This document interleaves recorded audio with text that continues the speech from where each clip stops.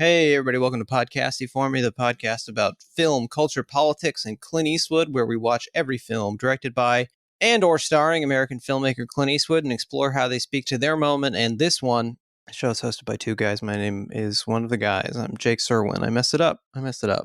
My name is also one of the guys. It's Ian Ryan, of course. And Ian messed it up, too. I'm not sure how, but I'll figure it out. Solidarity. Ian, I got an exciting update for you real quick before we bring our guest in. Okay, cool. It's like a little red dot on my forehead right now. Oh, I wish. Not that exciting. Me too, please. So and our listeners know that I've been hitting my head a lot. Sure. Something that's been happening since the beginning of the show and also just throughout my life. But hitting my head is over, and I'm now accidentally bleeding a lot. This is my new thing. Friendship with hitting your head ended. Yes, bleeding accidentally is my new best friend. A lot of times this will come from I'll have a little scab from a scratch from one of my many cats, and I understand it'll be this itchy, game. and I'll just scratch it, and the scab will come off, and just blood pours forth for some reason. Okay. Yesterday, also, I was using a construction grade box cutter. This is a DeWalt brand box cutter. I splurged and got the $15 box cutter, and now people aren't going to subscribe to the Patreon. It sounds like we don't need it. You're out here buying DeWalt box cutters. But wouldn't you know it, my finger is apparently made out of box. So blood issued forth. Did it again on my arm earlier today. So just maybe I have anemia or something. Which is the hemophilia? No, what do I have? Yeah. Hemophilia is what you're talking about. Yep. But sickle cell, is that a bleeding disease as well? Or It is that is just also. That's the one that's in relationship with your malaria. You know about this situation? No, I didn't know about this. Are they an item? Oh, yeah. They're the opposite of an item. There's a evolutionary genetic advantage for people who are prone to sickle cell anemia, where they're less prone to malaria. Yeah. Wow. So you could be evolving. Yeah. This could be good for you. I hope so. Yeah. We'll talk about my phenotype in just a second. I have something else to share with you on that point. But let's bring our guest. We have a big list of your faves and your least faves. Also. Yeah, no, it's mine personally. We'll bring our guest in. Our guest today is Jack Sinclair. He has to be introduced as the artist currently known as William Friedkin Truths, R.I.P., but he's on the lookout for some new truths, and we always welcome a truth seeker here on the pod. Jack, welcome to the show. Thanks for joining us. Oh, thank you very much for having me. It's going to be fun. We picked the best movie in Clint's entire filmography. Absolutely. We've tried to honor you and your presence here, Jack, by saving this special treat. I believe you reached out. I believe you offered yourself. You put your neck in the little guillotine slot. A bit of a Casper yourself, allowing Bill Pullman to live so that we may have a father or something. Spoiler alert. I'll never let Bill Pullman die. Back when people thought it was clever to pretend he and Bill Paxton were the same person. They're not. They're not Mulroney and McDermott. McDermott. They're very. I mean, they look very different. They look very different. They just have similar names, but they are in solidarity on the picket line. I think we talked about this, but love to see that. There's also Mira Sorvino and Mina Suvari. I used to confuse them. Right. Yep. Uma Oprah. Famous David Letterman bombed joke at the Oscars. Ian, do you know about this? I don't know about this. It was Letterman, right? Am I wrong about that? Yeah, it was 93, 94. It was 93. Letterman's hosting the Oscars. Wait, that wasn't the Unforgiven Oscars, was it?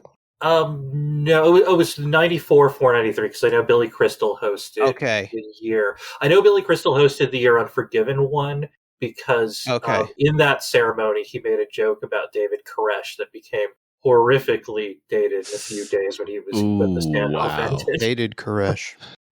Now, thank you for joining us, Jack. We're going to get to our two questions in just a moment, but I'd like to bring back a segment we haven't done in a little while. This is going to be a short one, but I wanted to have someone else here because Ian is going to be, it's about him.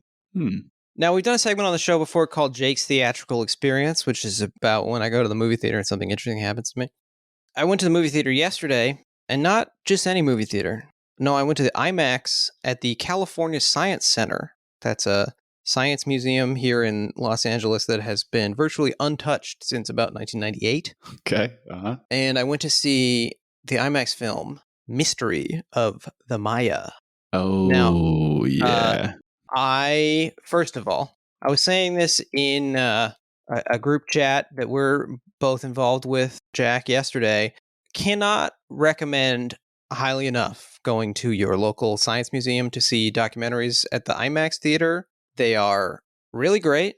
They are usually like $7 and they're about 40 minutes long. It's wonderful. I have enjoyed many of these. About a year ago, they had an exhibition. So this is at the California Science Center. It's a combination of this film and an exhibition of artifacts of the Maya that have many of which apparently have never been outside of Guatemala before. And so I thought this sounds great. I went to a very similar thing about Angkor, the ancient Cambodian civilization, last year. Also really cool. Now, that film was pretty new. This one I go, and I quickly realized that this IMAX film, Mystery of the Maya... It's primary source footage. No, almost. It is from 1995. Okay. Was it run on 70 millimeter? Well, I mean, it was on IMAX film. It looks fucking great. It looks so cool. Directed by Barry Howells and Roberto Rochin, one of whom is a Mexican director, and I believe the other one is Canadian. But I learned a lot about the Mystery of the Maya, and I think mainly the mystery here is why they abandoned their cities. And the film actually granted me personally some important insight. Now, apparently there was a Mayan prophecy. They're famous for their calculations, their calendars. And they foresaw what they described as a white centipede would land on the Yucatan Peninsula and destroy all the crops with his ever-growing foreskin. No matter how much you cut it back, it continues growing. Anyway, I'm describing Ian. He used to live in... Did you ever imagine that you would host a damn podcast with the guy? Yeah, no, come on. Hey. No, shout out to all the Mayans and current. Love those guys. Some of the best guys. Really cool stuff. Are you? I assume you guys are fans of Apocalypto? Now, I've never seen Apocalypto because actually, funny enough, it is sort of related to a circumcision tradition in a way. Tradition of not paying. I'm half Jewish and I'm scared. Mel Gibson money, yeah. I'm scared. Yeah, you and me both, and I give you permission to enjoy. Mel I'll Gibson. Steal it. I'm planning to steal it at some point. It was on. Yeah. It pops up on Tubi and whatever every now and then. It's really great. I think it's. Ooh, first time a guest has brought up Tubi before Jake. Maybe. Yeah, shout out Tubi. Maybe. Yeah, Tubi's the best. It's the people's streaming service. We agree. Fast, they're calling it now. Oh. Free ad supported T. I don't know what the T is for. Television. Tubi. Free ad supported Tubi. There you go. No. I'm kidding though. They didn't say the white centipede thing was fake. It was, but I did learn about this Mayan death god, which I'll just read about this, and you tell me if this sounds like anybody familiar. His abdomen is sometimes replaced with outpouring swirls of blood or rotting matter. He is usually accompanied by spiders, centipedes, scorpions, a vulture, an owl, and a bat. He is pictured with jewelry, usually on his wrists and ankles. On his lower extremity, he has a round molo sign that putrid smells of death. Over his head is a floating object shaped like an S, probably an insect carrying a torch. His head in Mayan culture was used to represent the number 10, obviously. He was often pictured as dancing and holding a smoking cigarette. On his neck is a death collar, which consists of embodied eyes hanging by their nerve cords. The black spots on his body represent the decay of the flesh. Since he is a rotting corpse, in some images he is shown with a bloating stomach. Ladies and gentlemen, my co-host, Ian Ryan. Makes you, of course, a pack of vultures and scorpions and various insects. Right, like the very unproblematic Oogie Boogie character from The Nightmare Before Christmas. Which leads us into the film we're talking about today, of course, is Casper. I think we've mentioned this. Children's frightening entertainment of the 1990s. We got to get into the movie, but first let's do our classic segment, the 2 questions. Jack, were you able to prepare any questions for us? Yeah, of course I was. I'm not going to come unprepared. I'm not, say the knife or gunfight, whatever it may be. And first one I have is, do either of you guys have an experience with a ghost? Ian, do you want to take this one? I would be happy to. I do not. I will say that I live in a place. Well, I grew up in California, so people are new agey enough to be pretty heavy on ghosts already. Yeah. And then I moved to a country where people are even heavier on ghost stories. And I gotta say, I love them. I'm sure we'll get into it in the episode. I love to be spooked. I love to be frightened. I love to be lightly disturbed by descriptions of non-real, scary things. I have not encountered anything like this in my life. All of the scary things that I have witnessed have been real. I will say, I don't want to disparage people's ghost stories. There was a time when I was a child and I was walking from one part of my backyard to the other. It was the famous time to see a ghost of nighttime. And there I was. I had already convinced myself to be scared, as children do, before something scary happens. Right. And I then became further convinced that somebody had said my full name. Just that. That was the extent of my ghost experience. Hearing somebody in the bushes say my full name, and I sprinted inside and thought about it for the rest of my life, we could say, however long that may be. That's scary as fuck. I would hate that. Now, I believe that this was generated only by the scariest ghost of all, my own mind. The mind. But yeah. That's okay. That's spooky. How about you, Jake? That is very scary.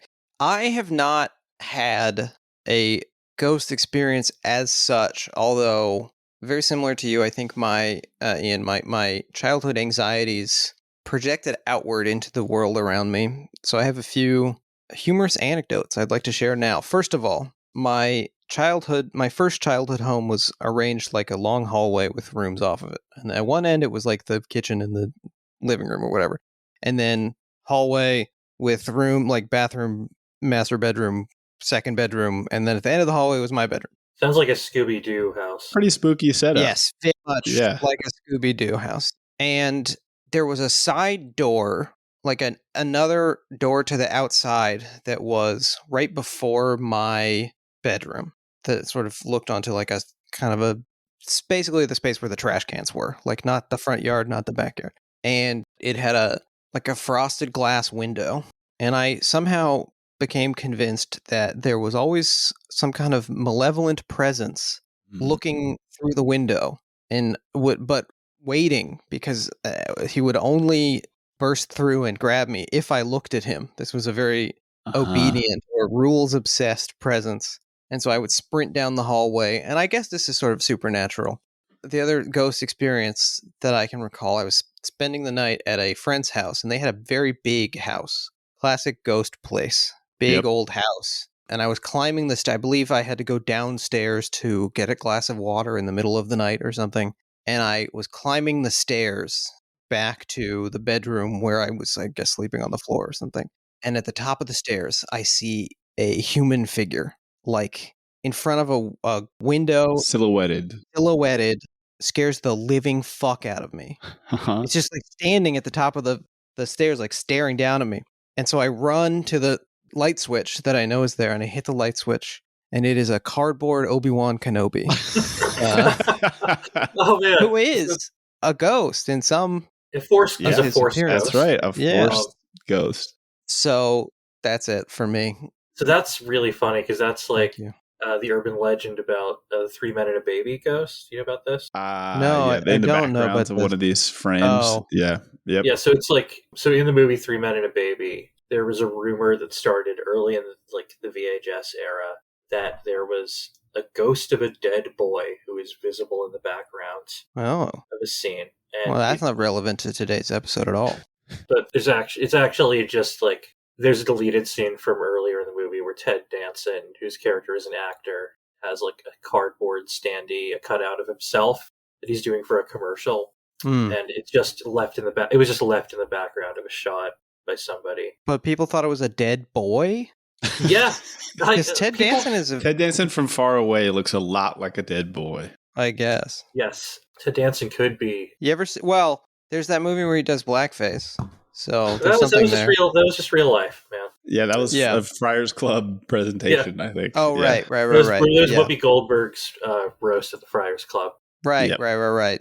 What? Hey, and what's real life but the ultimate movie? I'm always saying this on the show. Okay. Jack, have you ever had a ghost experience? Yeah. So when I was in elementary school, my school had like this pretty big playground.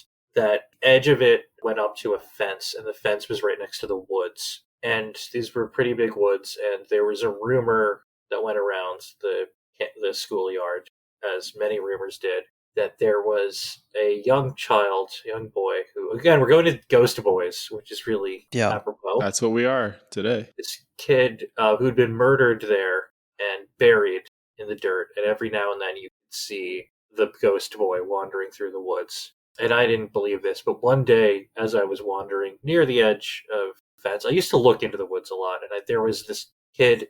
Hey, Jack, scary thing to do. Just looking into the woods. Come on, buddy. I was a weird kid.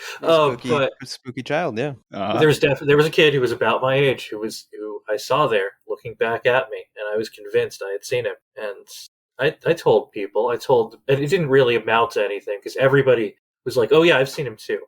Yeah, but it's classic kind of like Principal Skinner and Mrs. Krabappel were in the closet making babies, and I saw one of the babies, and he looked at me like they kind of, yeah. I mean, I can't help but notice that all of these experiences that we've shared happen to people with extremely unfinished brains, and I don't want to yuck anyone's yum, I guess, but I'm a pretty strict, I don't know, physical materialist when it comes to what does and does not exist.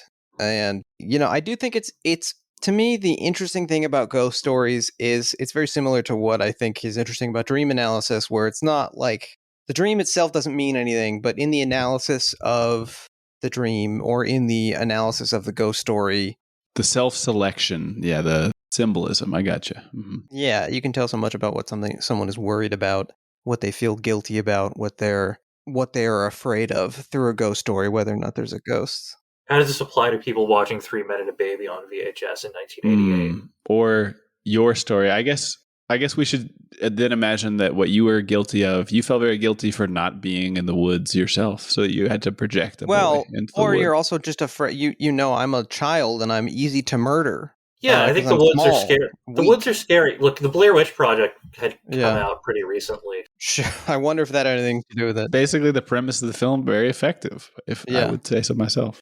I hadn't seen it yet, but even that's one of those movies, The Blair Witch, that I just remember being really aware of. And that's the thing about the 90s. And that's the thing that the 90s that I've talked about a lot with. Have you had Aaron and Carly on? Yeah, you have had Aaron and Carly on. Yes, beloved guests and friends. Yes, from the Hit Factory podcast.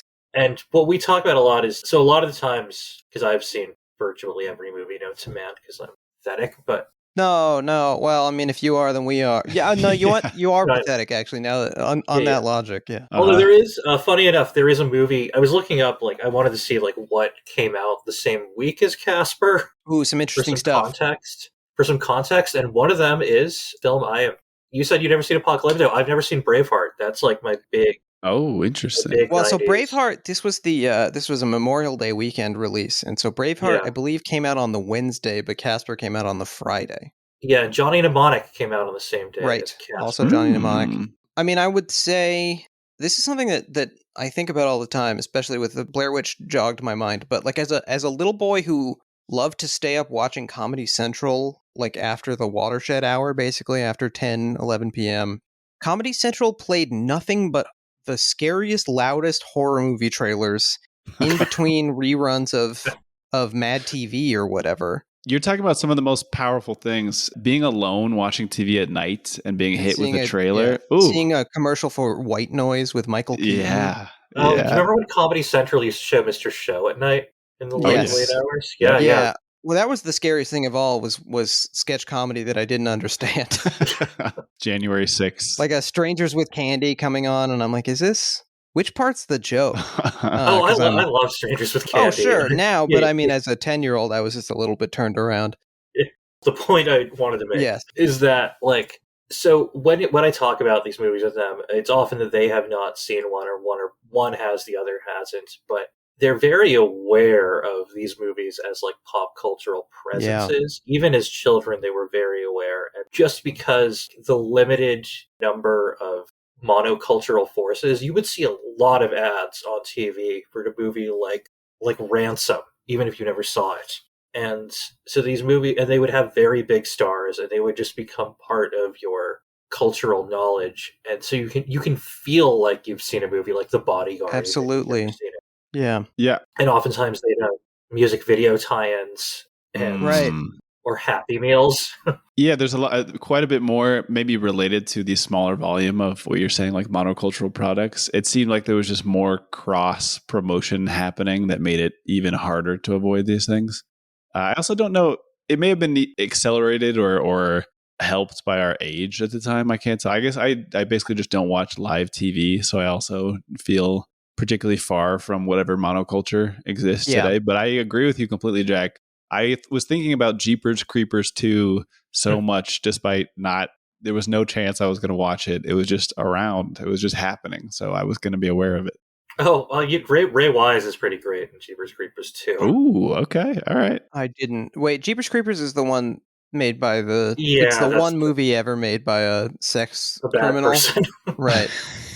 That's right. I was thinking a lot about the monoculture when watching this film because it's in this continuum with Animaniacs and Tiny Toons and a lot of other children's entertainment of the time produced by Amblin and Steven Spielberg specifically. But where so many of my cultural reference points come from, that and The Simpsons, obviously, but like this is from a time when like Father Guido Sarducci shows up in a children's movie, or I want to talk about there's this. Apocalypse Now jokes in a children's movie. Yeah, I'll get into that and how I think there's like different things that are happening that lead to that. It's like this combination of like a Tarantino style pop culture brain with like a Borscht Belt sensibility and a deep hollowness, I'm going to argue also.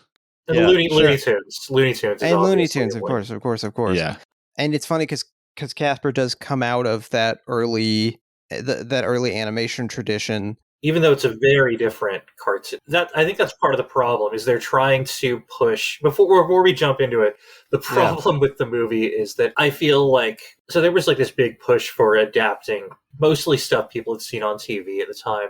And I think Spielberg got the rights, and I think he was looking at who could I get who does this, and he looks at, I've got these two really good writers on Tiny Toons and Animaniacs. Deanna Oliver and Sherry Stoner, who are both really... Part of what I want to talk about is how like a lot of good TV comedy writers write terrible movies. Yes. And for everyone who says like, Jerry Seinfeld had nothing to do with Seinfeld, look at B-Movie. I mean, you got to also look at... Right. The length of B-Movie and the length of a Seinfeld. Well, no, that's part of it, but it's also... Larry David wrote this god-awful movie called Sour Grapes. That's just as bad as B-Movie. So I've never seen that. It's atrocious. It's from the late 90s. I don't think... There's no reason to ever watch it. The only thing I really remember about it is there's a part where a guy accidentally gets castrated by a surgeon. He gets like sent to the wrong operation, and then he talks in a high-pitched voice for the rest of the movie. It's like one of those bad 90s comedies. Right, yeah. So the point is, like, so I think that he gives it to Oliver and Stoner, and I don't think they have an affection for Casper cartoons. What they like is this really fast-paced, gag-a-second, Looney Tunes and SNL-inspired comedy. Right. And so they do that, and they fill this with gags, and the tone just doesn't work because the jokes just don't have any relation to what we're seeing on screen. No, but then they also, yes, exactly. Yeah. Then they also have to, because it has to be a real movie, they have to add all this sentiment to it. And then on top of that, you've got the director, Brad Silberling, who is he was a TV director, and I think he's brought in just because he's a guy who will take studio notes and he'll do things really quickly. And we haven't even talked about the big like screaming influence on this movie, the point where it's kind of, in retrospect, hilarious how much of like a blatant influence this guy had in a lot of things in our youth was Tim Burton. And yes, of course. Brad Silberling. This movie borrows so much. I wrote down, there's clearly like musical cues in the Horner score they clearly tempt it with either Beetlejuice or Edward Scissorhands. Right. Well, yeah. I mean, it's you and I were texting about this, Jack, and you were describing it as Horner doing a Danny Elfman impression, which I think is spot on. There's like, it's a mixture of, if this film has two parents, it's Tim Burton's Batman and Barry Sonnenfeld's Addams Family. Oh, the Addams Family. And that that gets even more obvious with the really lazy casting of Christina Ricci, because that just... Yeah. And unfortunately, I think it's chaining itself to two so much more successful films that it does not Right. benefit Casper in any way. Successful financially and artistically. Yeah. It's so fascinating to me. And this is, people talk about this all the time because it happens over and over again. But the very strange lesson that Hollywood cokehead studio guys take from a runaway success. So, like, currently, obviously, the Barbie movie is this is the latest inspiration for this kind of weird thinking, where the Barbie movie is blowing up the charts. Have you heard about this thing? Have you seen this? And it's, I think, because it's got movie stars in it. It's funny. It's it's a recognizable property, but also you look at it and it's bright and colorful. It looks like Austin Powers. You know exactly what you're getting. And so Hollywood thinks, great, let's greenlight J.J. Abrams' Hot Wheels movie as soon as possible. Hey, J.J. Abrams worked on the Casper script. He, of course, he did. He was in... Spielberg went and found him in his garage. He was in Spielberg's shadow somewhere? This is hard to believe. Well, speaking of the shadow... Oh, yeah. The weird thing that Hollywood takes from the success of Tim Burton's Batman is, we got to adapt a bunch of comic strip characters from the 40s, which is why you get, like, the Shadow and the Phantom and what's the... the Rocketeer is, like, based... Like there's Dick Tracy. There's Dick Tracy, of course. Obviously, and then there's the Rocketeer is a much later character, but it's in that it's trying to evoke that. And then you get, of course, Sam Raimi's Darkman, which is like an original character trying to do that. Darkman rules. Darkman's so good. I will never forgive myself if we don't ask the second of the two questions. We only did one, right? No, we've only done one. We got to do another. Do you have a second question, or should I pull out one of my... Why don't you pull out one of yours? Okay, great. This is a speed round. We're going to do a lightning round. You are a rich child in 1911, and you are going to become a ghost. How do you think you died? Based on your behavior, what do you think is the most likely way for you to have died and become a ghost in a mansion in Maine in 1911? I personally ate too much of something. I'm going to go out like whichever president that was who ate like 56 cherries. Jack, what about you? How are you? Lightning round. How are you dying as a boy in the turn of the century? Oh, I get bitten by one of my pets and don't see the doctor. Exotic pet or just like a dog that isn't clean? Dog that's not clean. Maybe a cat that's not clean. Good thing Ian's on remote. What about you, Ian? How are you dying? No question. Very easy to say that I'm going to fall out of a tree, or because I considered myself a bit of an amateur botanist. I was constantly touching and chewing on foreign plants. So I feel like I was pretty close to a 1910 death in 1994. We're putting the pieces together. A lot of the podcast is making more and more sense. But you have brought up something which is going to be a sticking point for me. Not the type of thing that I tend to obsess over in a film, particularly a film like this, made for children. Yes, plot hole style. All points in this film indicate that he is a child from about 1910. Of course, his favorite baseball player did not premiere in the MLB until 1947, Duke Snider. So it is not possible, unless he became a fan of this, unless the baseball is from his time as a ghost, which this is becoming a weirder and more interesting film. Great question. Great point, I should say. Seems more likely that he is a post-World War II child who just acts like a little turn-of-the-century freak. Yeah, I mean, let's get into it. We're talking Casper. All right. It's directed by Brad Silberling. We've mentioned this. Oh, hold on. What about Ian's question? Oh, yeah. I'll make it a quick one. Question. You've completed a real podcast dream of mine, Jack, which is to have somebody on who's drinking from... Reminds me of being in the damn Amazon. You got 2 cans over there. You got 2 cans you're drinking from. Can we get a can check? Oh, yeah. I got this black raspberry. And I got Coca-Cola Zero Sugar, tiny little can. And then I also got this water bottle from the studio that produced the film, Universal Pictures. Oh, hell yeah. There you go. Wonderful studio. Beautiful. It was free. Okay. Fair. I'm drinking a Coke Zero. I got zero sugar, zero calf. All right. This is one of the most useless fluids in the world. Does nothing. Yeah. It doesn't even taste good. What? Ian, I think based on the toucans joke, you're in charge of the show now. You're doing the rest of it. As a punishment? That seems fair. No. You've dominated me. You're the alpha now. I lost I'm yelping away from the occasion. Much worse sign for our listeners that is the alpha position to have made. I hope you appreciate that I mute when I drink, though, because Taison Day style. I always know. Yes, Taison Day. God, I knew somebody a friend who was briefly married to some other guy who sincerely wanted to get Taison Day to play at their wedding. That's so funny. I will say, by all accounts, a nice man is what I've heard.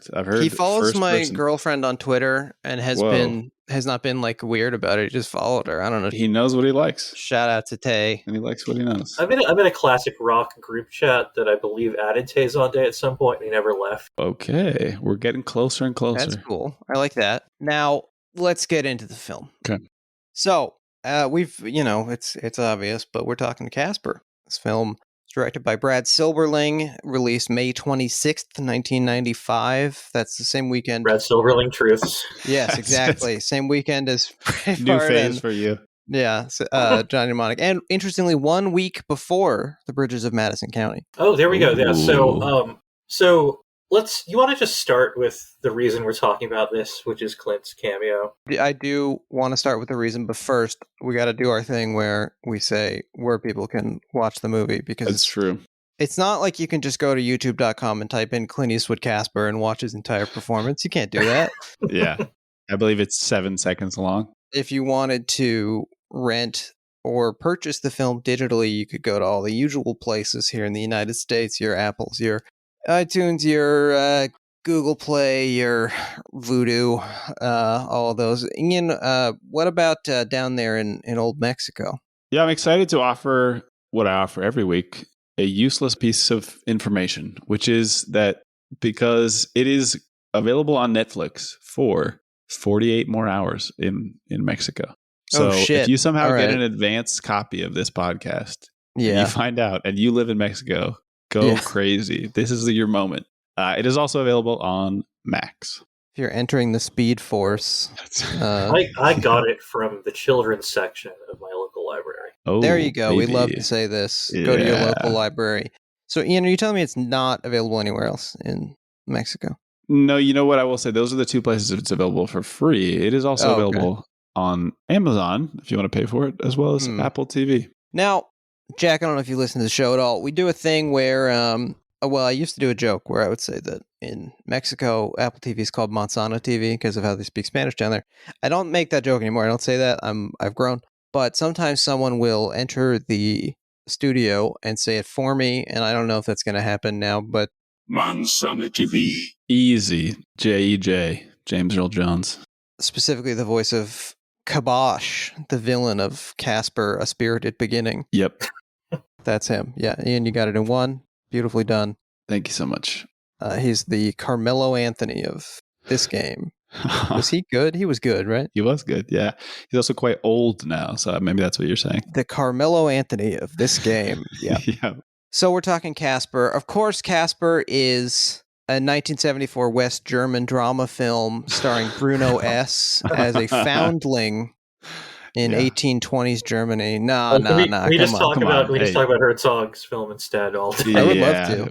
I would love to do a richer field. No, this is, of course, the adaptation of the cartoon, the famous Studios cartoon and Harvey Comics character of Casper the Friendly Ghost, who was first a cartoon and then I think sort of more popularly a comic book character, and then he was in television cartoons.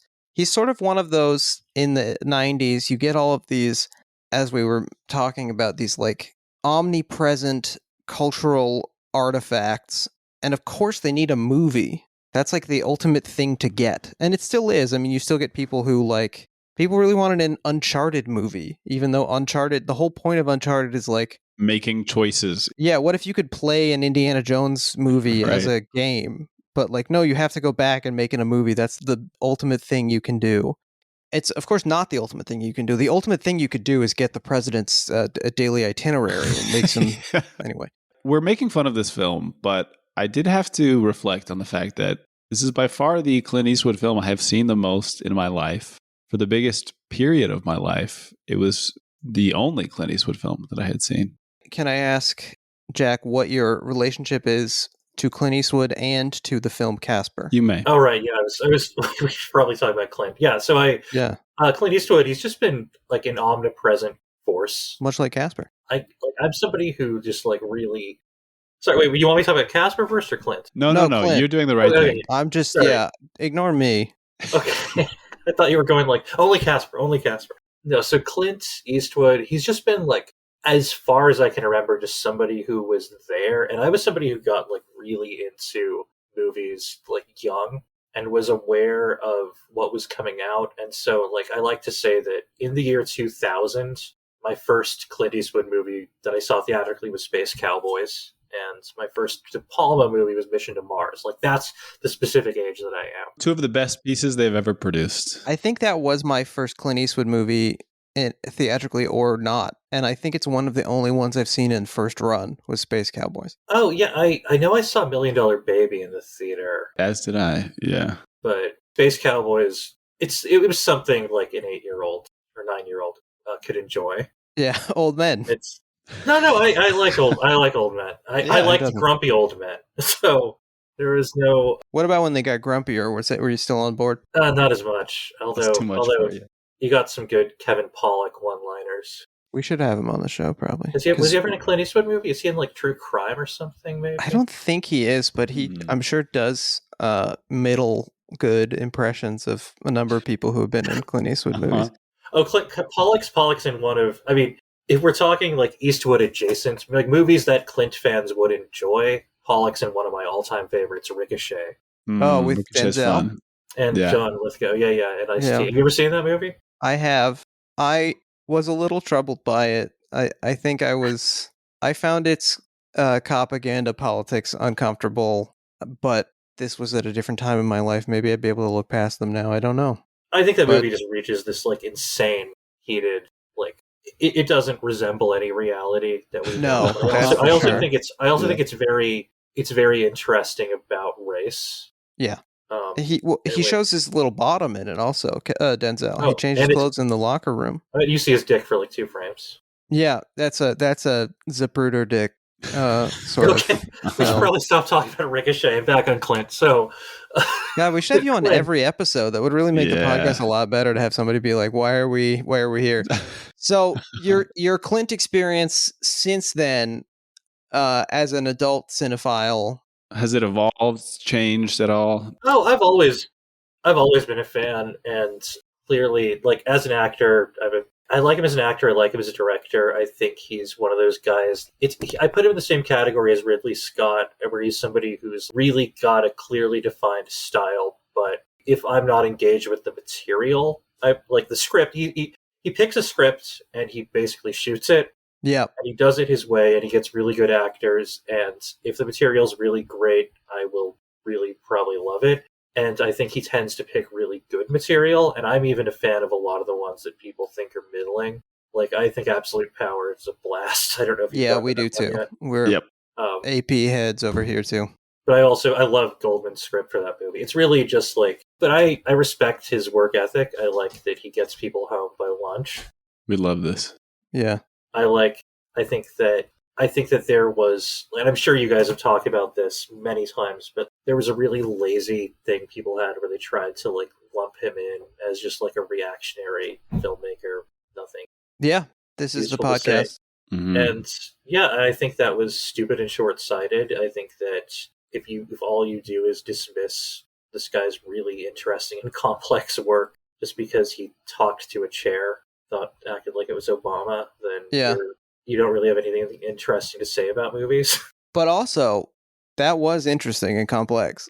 Yeah. The chair thing. I'm sure you'll do a whole episode on it. Somewhat representative of the type of thing. Even when it's not something we agree with, there's more to consider than arguably with lots of more beloved, centrist, very weak directors that dominate in Hollywood.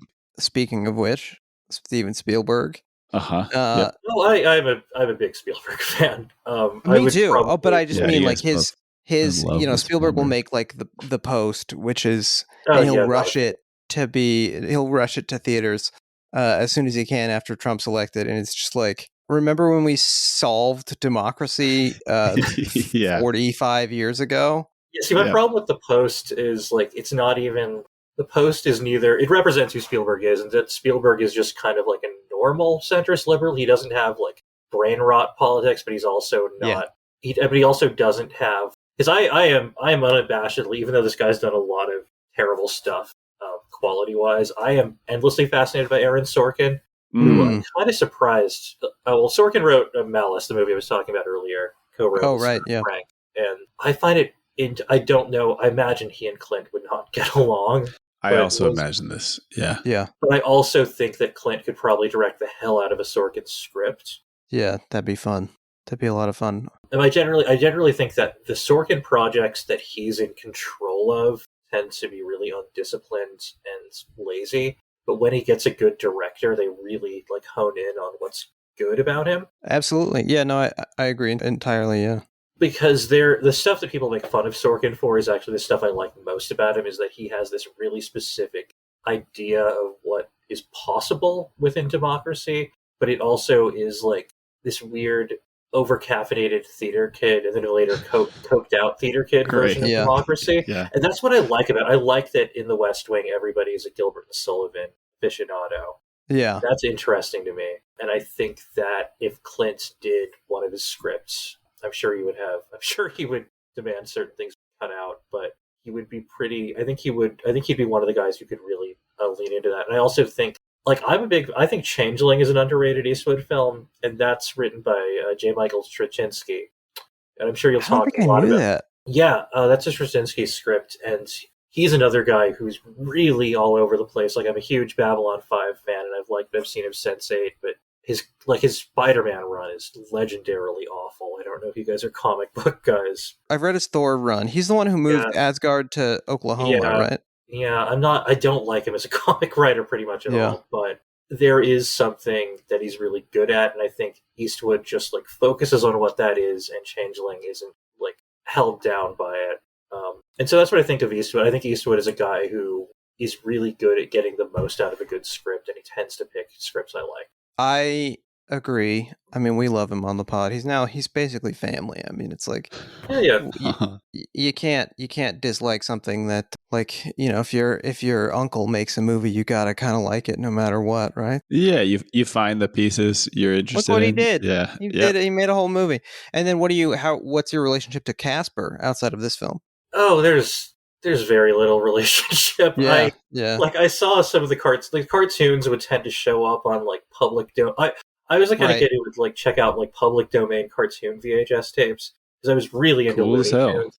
I was super into Looney Tunes and any of 40s stuff, and I liked some of the Fleischer stuff, Popeye, and then those tapes would always have, there'd be like one Woody Woodpecker, which I was like, whatever, I don't like him that much, and then there'd be Casper, and I always found Casper kind of maudlin and boring.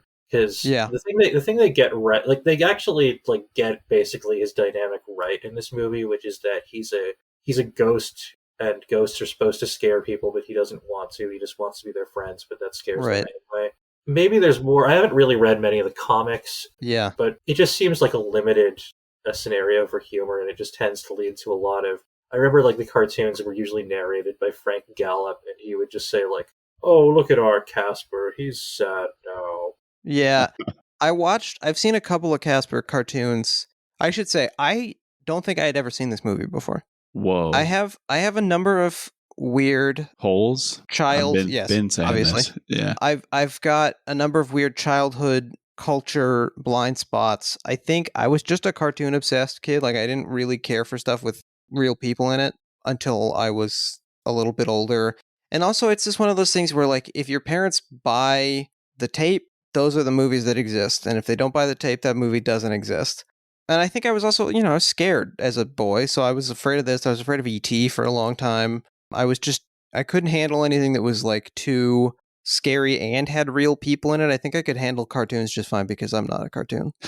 And so I wasn't afraid of what happened to them because it couldn't happen to me. Oh, I am a cartoon. So it's like easy for me to. Yeah, we forgot to mention that. Right. Our first cartoon guest, representation is so important.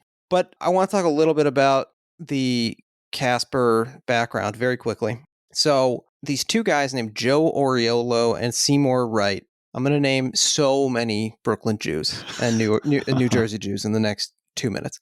They both work for Fleischer Studios. Max Fleischer Studios, the guy who most famously did Popeye and Coco the Clown. We all know Coco the Clown. Betty Boop, yeah. Bimbo, and they did the Superman rotoscoped cartoons that seem like they're going to be really cool, and then you watch them and they're quite boring. Oh, I like a lot of those, but mostly just because the animation is so... The animation is really cool. I feel like they all go on a little bit long, but there's some of them that are really... And then he did Gulliver's Travels. Right. So they meet, I think, working on the Gulliver's Travels, which is the Fleischer's first studio feature-length film that is their answer to Snow White. It comes out Christmas 1939. And so the two of them meet in 1939. They decided they're going to make a children's book about Casper the Friendly Ghost. They also write There's Good Booze Tonight and A Haunting We Will Go. And then they sell the rights to Casper back to Famous where they work. And it becomes very popular. There's a bunch of theatrical shorts. I watched There's Good Booze Tonight, which is a classic Casper short about he's a little ghost. He wants to make friends, but everyone he meets is too scared of him until there's a little fox, like the cutest little fox kit you've ever seen, who wants to be friends with Casper. He's just a dog, behaves like a dog. And they're playing games, and while they're playing hide and seek, the fox is found by some fox hunters with like bloodhounds and horses. And they chase the fox, and the fox is so scared, and he has to like cross this river, and he crosses the river fine, but he's all wet. And then Casper finds the bloodhounds and the guys on the horseback, and he scares the shit out of them, and they run away. And then he finally finds the fox, who is fucking dead. He's been shot to death. And Casper picks up his body, and the animation of the limp body of this baby fox is unlike anything you've ever seen. Heavy. I'm so mad. I'm about to break my fucking television. And then, of course, the Casper tearily buries the fox, who's named Ferdy. He buries the fox next to his own grave. Whoa. And then Ferdy comes up out of the ground as a ghost because, of course, they're both ghosts, and now they can play forever. Except that Ferdy doesn't come back. Ferdy's not like Casper's sidekick. You know? No, in the very next one, pretty much the same thing happens with a bird in A Haunting. Yeah, and this happens like over and over again with Casper. And then the rights to Casper are sold to this guy, Alfred Harvey. He's a comic book publisher under the imprint Harvey Comics. And he is another Jewish guy from Brooklyn. And Harvey Comics has all these characters. Wendy, the Good Little Witch, who is, of course, played by a very young Hilary Duff in the film Casper and Wendy, direct-to-video. Spooky, the tough little ghost, who is Casper's cousin, who has a strong Brooklyn accent, and he does want to be scary. Casper, baby Huey, who is a terrifying giant duckling with a little blue shirt that's not big enough for him. Little Audrey, who is like a demonic little girl, obviously. And Richie Rich. Did I mention Richie Rich? Did not, no. Although, I remember Bart Simpson thinks Casper is the ghost of Richie Rich. Right, this is a fan theory. Classic fan theory. And so then there's a bunch of, like many comic book. And there was one other character. Her name was like Lil Lotsa or something. Oh, Little Lotta. Yeah, she's a big fat girl who's voiced by Lauren Lapkus in the Harvey Street Girls Netflix show, where Bobby Moynihan is the voice of Casper. And Casper shows up like right before the show got canceled, and so Bobby Moynihan voices him very briefly. But all is to say, like many comic book companies and characters, Harvey Comics is bought and sold by a million different things with names you've never heard of, and that one of them is like fucking Breyer's Ice Cream or something, owns it for 5 minutes or whatever. And eventually, Harvey is sold to Universal, or Universal gets the rights. There is, a few years prior to this, the final child film by Macaulay Culkin, who is another one of those people. I just completely missed Macaulay Culkin as a child, like no relationship to Macaulay Culkin. You never saw Home Alone? No, not till like a couple years ago, and I wasn't impressed. And I feel like the movie has like 15 minutes of him fucking with Joe Pesci and Daniel Stern, and I was expecting it to be like an hour and a half of brutal You were misled. I think it's fun, and the rest of it's just like a John Hughes B script. It's fine. Yeah, I like. I will also say Chris Columbus is a super nice guy. He lives around here. Oh, okay. Interestingly, Brad Silberling was up for the Harry Potter directing job, but lost to Chris Columbus, which makes a lot of sense because this movie is not too far from the Harry Potter tone of the first film. He got the Lemony Snicket movie instead. Right, so. Different Python guy is in it. Anyway, all this to say, the last Macaulay Culkin child film is Richie Rich, a few years prior to this. Yeah. That movie flops, and this one does well. So, as we mentioned, this is an Amblin film. I assume I had a really hard time figuring out how Clint gets into this movie. Okay, I have a. Do you have insight? My guess is so Bridges of Madison County was produced by Amblin. Right. This was my guess. They're also buddies. Amazing stories. Yeah. Spielberg had almost made A Perfect World. Spielberg was going to direct that. Which has Casper in it. Yes, which has a lot of Casper in it. We talked about it. It's just unbelievable how much Casper is in this Blew film. our minds. Yeah. I didn't want to say anything because you said you'd never seen A Perfect World before. Yeah. No, I texted you. I was like, holy shit. Yeah. And you're like, yeah, man. Yeah, it's so cool. By the way, Perfect World is probably in my top 5 Clint directorial film. Yeah, very right strong I think pick. It's probably behind Casper for me. But yeah. No, it's and Amblin's also involved with the World War II diptych, the letters from Iwo Jima and Flags of Our Fathers. I think in that case that was Spielberg was considering doing those after Private Ryan and Band of Brothers, and then Clint became interested. So it was that. I don't get the sense. I do not get the sense at all. So like Spielberg as producer, there's some projects where he has a very heavy hand, and I think it's when one of his buddies, like Scorsese on Cape Fear, or Clint on these, or Joe Dante, or Zemeckis, his job, from what I understand as producer, is to keep the studio from ever interfering. Makes sense. Pretty cool. Yeah, just run interference, and he trusts these other guys' visions. I admire that. Yeah. But I think Brad Silberling, and then like the other, like he'd also produced the Flintstones around this time, which was directed by Brian Levant, and I think those are just guys who can do a job. They're just studio jobbers. Yeah, very similar films in tone or lack thereof. Both written by tons of guys. Yeah. Jack, I'm curious from your water bottle, and you said you were a child movie head. Were you a Universal Studios boy? Universal Studios Hollywood? Oh yeah, much more than Disneyland. Yeah, me too. This is where the V1 of my cinephilia came from, the Universal Studios backlot. And I feel like the Flintstones, they had so many Flintstones cars on the backlot tour. And they also had, I feel like Casper would come up in whatever shows they had that were like, here's how we make movie magic. Yeah, it was definitely in the special effects show. The special effects show. And so that was like the monoculture thing we were talking about. Like I was aware of these movies without ever having seen them. Yeah, I knew about Backdraft way before I saw the movie. As did I. Me too. That's a good example. I've never seen it, and I know all kinds. I know that Scott Glenn plays a character whose name is not Bull, but he talks to another character named Bull because he says, "Let me go, Bull." Scott Glenn from Absolute Power. Okay, yeah, Scott. Backdraft, it's fine if you ever do a Ron Howard podcast. Yeah, that'd be funny. We'll talk about that. Just talk about the open void that is Ron Howard. Like, I don't dislike the man. Ron Howard's made. If you make one masterpiece in my book, then you are good for life. And he made Grand Theft Auto, which is one of my all-time favorite films. Okay. I was scared about which one you were going to say. Gung Ho, maybe. What if I said The Grinch? Hey, well, The Grinch is a lot like this movie, honestly. Yes, that's a good comparison to draw. And The Grinch was, of course, written largely by former Seinfeld writers, thus again proving my theory. Ron Howard was recently arrested in connection with How the Grinch Stole Christmas. Did you see this? No. Yeah, it turns out he failed to obtain a concealed carry permit. Oh, god damn it.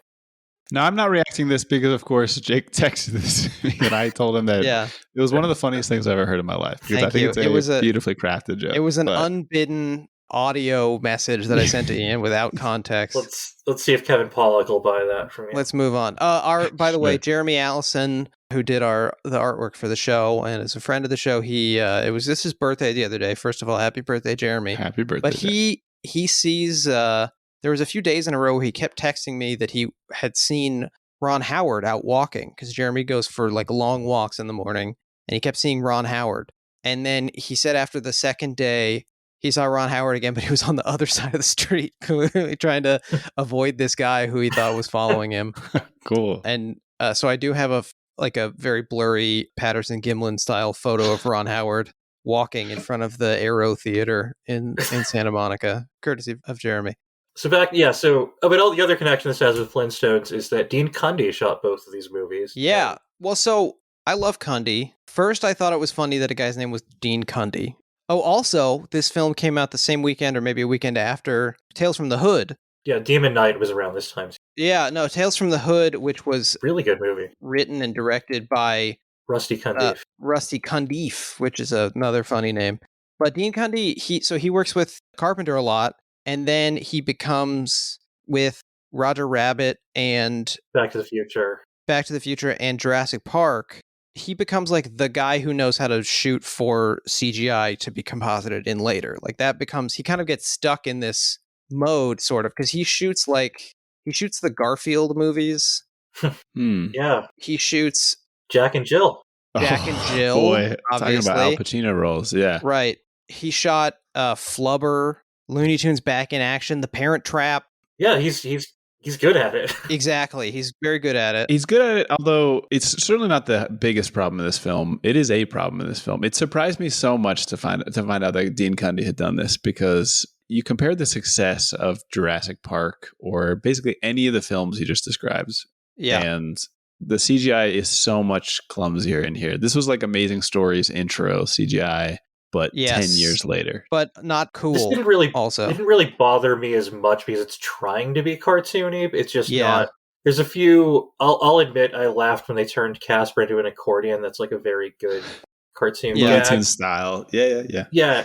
When he turns into a pillow, first of all, that's fetish content. But then I was also thinking, these guys anticipated podcasts with the Casper mattress. Oh boy! This movie knew about podcasts before we all did. So I got some Brad Silberling truths for you. Oh boy. First of all, his father was the VP of CBS Entertainment Productions. He's a Nepo baby. So now I don't like him anymore. I was such a big fan before. Yeah. I think City of Angels is vastly superior to Vim Vendors' Wings of Desire. Wow, this is a hot take. No, I don't believe that. Okay. I would be forced to leave the podcast if you did believe that. Cage is pretty much my favorite actor in the world, and he can't do anything to save that movie. I haven't seen either of them, but my mother described the plot of that film to me once, and I consider it on the list of abuses. It's the movie that gave us both Sarah McLachlan's Angel and Goo Goo Dolls' Iris, so it's definitely an abusive film. You know what? I'm going to split it down the middle there. I like Iris, but we'll get back to it. Right. So he's dating actress Rebecca Schaefer, who is in Scenes from a Class Struggle in Beverly Hills and one episode of Amazing Stories when she is murdered in her home by a 19-year-old stalker. Yeah. And this is just a greatest hits of the things we like to talk about on the podcast, So is this movie him dealing with that grief? Well, that's Miracle Mile is his movie dealing with that grief directly. But I think this one's also... Not the Steve DeJarnot Miracle Mile. No, wait. Is it called Miracle Mile? Is it called... What's it called? I mixed these up. It's called... Moonlight Mile. Moonlight Mile with Dustin Hoffman. Yeah. Yes. But so she was murdered by a 19-year-old who was very mentally ill, obviously, obsessed with her, but only because he was obsessed with someone else who died in a plane crash, and so then he couldn't be obsessed with her anymore. He got her address through a private investigator, it's a type of fake cop, and then got a handgun with the help of his brother, and was picked up the next day after the police received reports of a man running through traffic on the 10 freeway. So this is obviously just like an extremely mentally ill child. Yeah, I definitely watched like the E! True Hollywood story about where there's like an E article about this called Stalker with an exclamation point, which like somebody like tasteful. A number of people are dead, man. Yes. That's really also including Tarkovsky. So have some respect. Hey, this movie has hard copy in it. It's true. It's true. It does. And I like that sequence. That's a standout for me. That worked. It's good at getting a lot of plot info out. Yeah, it sure is. In 2006. Silberling, this is my last piece of Silberling trivia. He directed a movie called 10 Items or Less, starring Morgan Freeman and Paz Vega, which was the first movie to be offered for digital download during its theatrical run in 2006 as part of a scheme developed by its distribution company, Clickstar. and that S in the middle of the word is capitalized, which was co-founded by Morgan Freeman. So, interesting. Morgan Freeman, star of Unforgiven, so back to Invictus. I think of him mostly as Invictus, but yeah. To each his own. Back up Jack's theory that this is still dealing with Brad Silberling's emotional trauma, I believe he marries Amy Brenneman. He does. The dead wife in this film. He marries her. They meet on the set of NYPD Blue. He directs a couple episodes of the first season of NYPD Blue. And so they start dating then. They're still together, by the way. Yeah. Shout out to Amy Brenneman. Mm-hmm. Also, Amy Brenneman, who went on to create and star in Judging Amy. With who else? Tyne Daly. Yeah, Tyne Daly. From The Enforcer. Come on. This was arguably the best movie Amy Brenneman was in 1995. Yeah, it's up there. She's also in Heat this year, which is... not as good.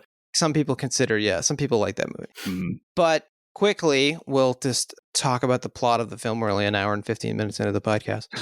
do we want to start with the plot, or do we want to start with Clint? Okay, let's go through the plot up to the Clint point, and then I will play Clint Eastwood's performance in this film in its entirety on the show. So this movie is it's got kind of a fake out plot kickoff where an awful, awful woman named Kerrigan Crittenden, played by Kathy Moriarty. Yeah. Who I've heard is, sorry, I keep butting in stories about people I've heard. Butt in. I've heard she's absolutely lovely. I've talked to somebody who worked on the sitcom Bless This House that she was on, and Andrew Dice Clay was unbearable, and she was wonderful. I believe it. She's a wonderful actress, and I like her in Raging Bull, obviously. Here she is doing maybe anti-Semitism? Hard to say. For sure. I'm a big so she's a really good comedic performer in a lot of things. Like Joe Dante, Matinee is one of my favorite films of all time, and she's just incredible in that. And she's from the Bronx. Soap Dish, she's really funny in. I've never seen Soap Dish. I've seen But I'm a Cheerleader of hers. I've seen Analyze That, obviously. Oh yeah, Harold Ramis Truths. And she's one of the only funny things in the misbegotten Dan Aykroyd, John Belushi movie Neighbors. Okay, never seen it. Oh God, Avildsen. It's an Avildsen joint, huh? Yeah, barely. Basically, Aykroyd and Belushi ran roughshod over him the entire film. Got it. So it's a mess, I hate it when I'm run roughshod over. I don't know about you guys. Miserable. Blues Brothers running roughshod over you is the worst. Oh, you know what? If he had not alienated Spielberg for obvious reasons, I think it's very likely John Landis would have directed this movie. Oh yeah, that's a pretty good call. Yeah. The Twilight Zone, the movie section of the podcast. What about the whole thing where John Landis has created some child ghosts? Yes, that's probably what's holding him back. Well, that's why Spielberg doesn't talk to him. Yeah, I'm saying if that had not happened, I think that this is the kind of project Spielberg would have given him. Lightly alienating.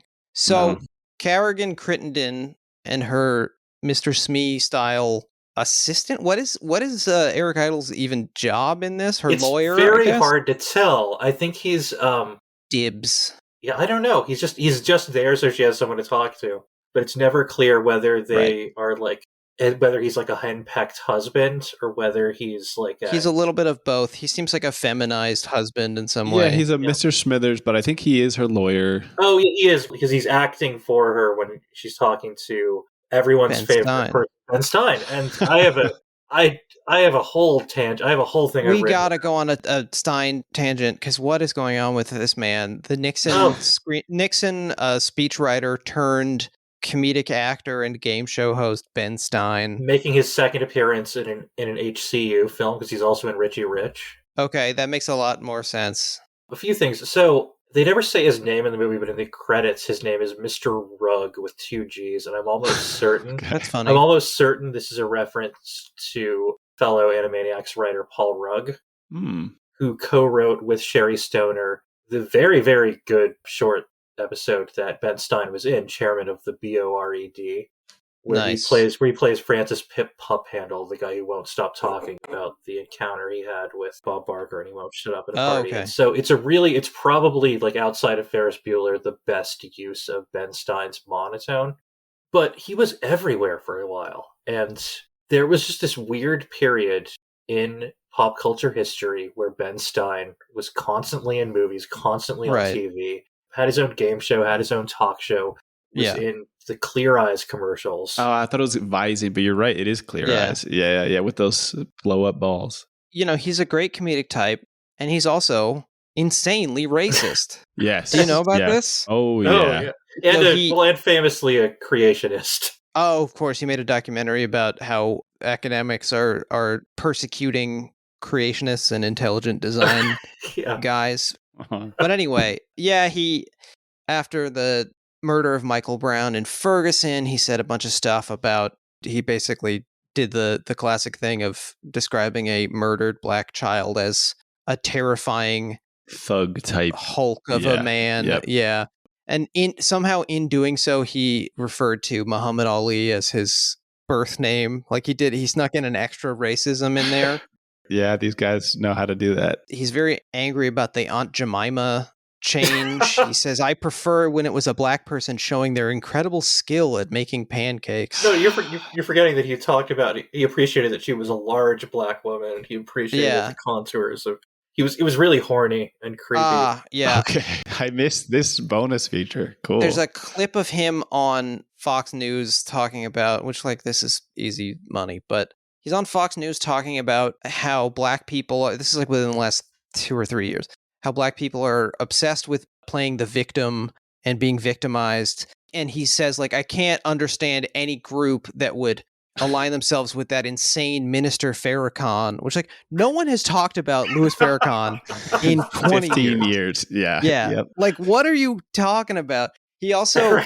I mean, they did that for Obama, I believe. Yeah. There is a weird thing with Ben Stein also, where every time you look at a new, a recent video of him from the last 10 years, no matter what, it looks like the aspect ratio is off. His face is always the wrong shape. It cannot look like this. Oh, I checked out his YouTube channel recently. Brave. He uploaded a video where he was called A Terrible Day. He was talking about Trump being indicted and how it's the worst thing that's ever happened. Well, he was a never Trump guy for a little while, and then I think he's just gotten on the Trump train. Oh, yeah. As soon as Trump won, he just immediately recanted. Yeah. I don't think he officially recanted the never Trump stuff, but he's a spineless hack. But for a good period of time, Ben Stein was just this culturally ubiquitous presence, and I'm endlessly fascinated by it because I'm going to unite these 2 points. I had to, after the George Floyd style comments he was making, this is what precipitated me finally investigating, how did Ben Stein become this outsized presence in the 90s that you're talking about, Jack? And as far as I can tell, there is no reason except for just it's like a self-fulfilling prophecy of these roles were created for him, it seems like, or just typecasting for Ferris Bueller type stuff. And that's it. I don't know that there's anything else to him. I think it's that he was, so after he leaves Washington, he moves to Hollywood, and I think he became just I think he was just somebody who people in the industry knew, he would work on scripts, and he would work on, because he wrote the movie The Boost that James Woods is in, and there's the infamous story about Sean Young allegedly gluing his dick to his stomach on the set of the movie. I forgot that this was him. Yes. Interesting. And he wrote a book in the 70s called The View from Sunset Boulevard that has the shocking information that movies and TV are produced by extremely dangerous leftist radicals. Oh, damn. Like Norman Lear. That's crazy. It's scary stuff. He's from Silver Spring, Maryland, and he went to high school with Carl Bernstein and Goldie Hawn. And he also went to middle school with Sylvester Stallone. So he does happen to know some of the most famous people in Hollywood in the 80s and 90s, interestingly. Yeah, I wonder if his long game was I'm going to make myself really famous, and then I'm going to suddenly make a rightward turn, and then everybody who loves me is going to follow me, and it just completely backfired. But he started out rightward. I mean, his father was a chair of the Economic Advisory Committee or something to Nixon.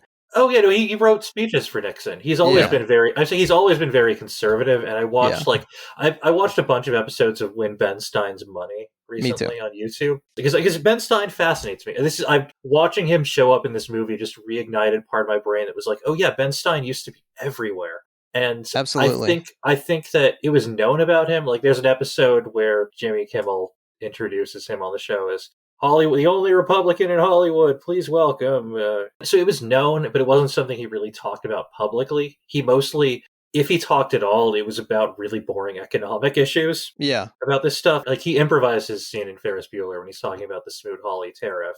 Right. That's just the stuff he thinks about. Yeah, John Hughes cast him because he knew it would be perfect for playing a really boring guy. Right. He's like the ultimate boring guy. So, right, the movie's fucking stupid.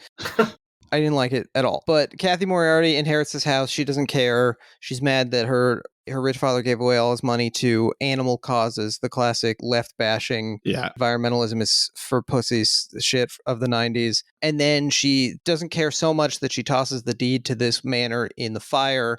Turns out it has some special fire-activated ink in it that says there's treasure. All of a sudden, she's interested in Whipstaff Manor. And it's a very Jumanji-esque moment. Exactly. Yes. She goes to the manor. Turns out Casper, the friendly ghost, lives there. Can we talk very briefly about the set decoration of this film? This manor looks exactly like the base of Sylvester Stallone's character in Spy Kids 3D Game Over. I had the exact same thought. This is we should Spy start Kids. A podcast. Hell yeah, baby. Let's do it. A real one. Yeah. Just about Spy Kids 3D. Yeah. This is Spy Kids chic. Exactly. It looks like Central Perk got a super mushroom for Mario and got really big. It doesn't make any sense that this is a house from 100 years prior. Nope. No, it's sort of Art Nouveau. Right. Yeah. But then it also just has, like you're saying, Gatorade G2 to Tim Burton's aesthetic. Yeah. I was thinking about it. It's funny because, like, there's very few people in Hollywood besides Christina Ricci who have as much experience as she does getting on a weird little minecart track that goes into a secret part of a mansion.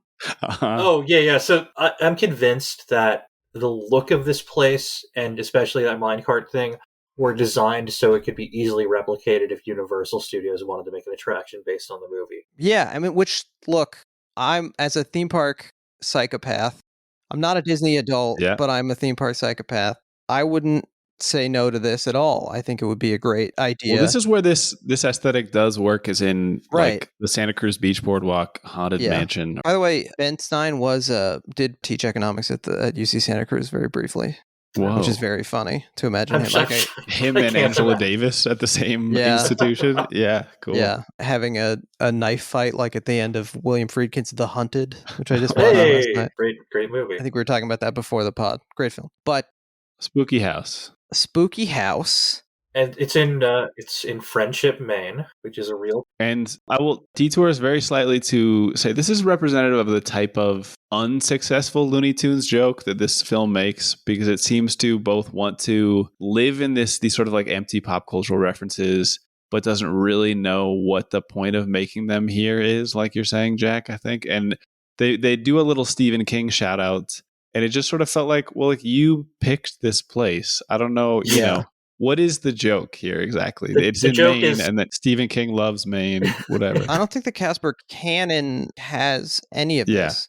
It reminded me of Dana Gould on The Hanging with Dr. Z going, little known fact about Stephen King, he's from Maine. Yeah. But that's a much better joke than making oblique Stephen King references and then checking in with your audience to say, you guys know what we're talking about here, right? We're talking about Stephen King. Well, the same thing happens when, like, she finds the beds with the names of the ghost on it, like Stinky, Fatso, Stretch, and she goes, wonder where Doc and Dopey sleep. And it's like, because you just copied a scene. You copied a scene from Snow White. Exactly. Yeah. So interestingly, now they're scared of the ghost. I think the ghostly trio, who are sort of Casper's uncles, but also like they might just be ghosts that found him later. They're mean ghosts. They're the non-friendly ghosts. They're from the original. They're carried over for fans. Oh, I guess Fatso was the lead in the comics, and the other two were Lazo. Whoa.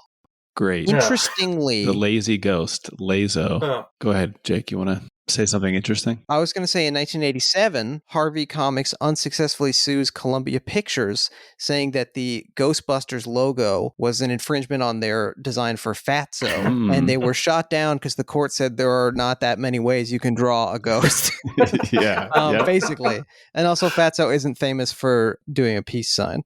Or much of anything. That's Ghostbusters 2. Yes. Yeah. So then we have this series of cameos, which is the point at which I said, like, who is this for? It's very Animaniacs.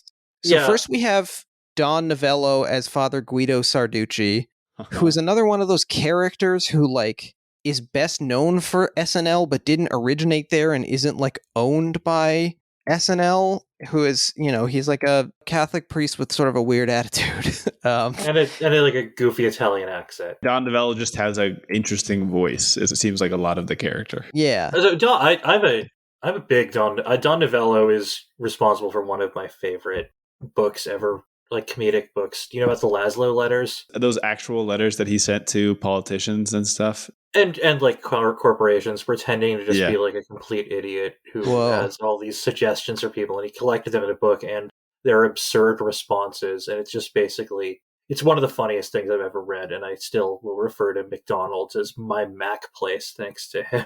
It's a good joke. I mean, I like that.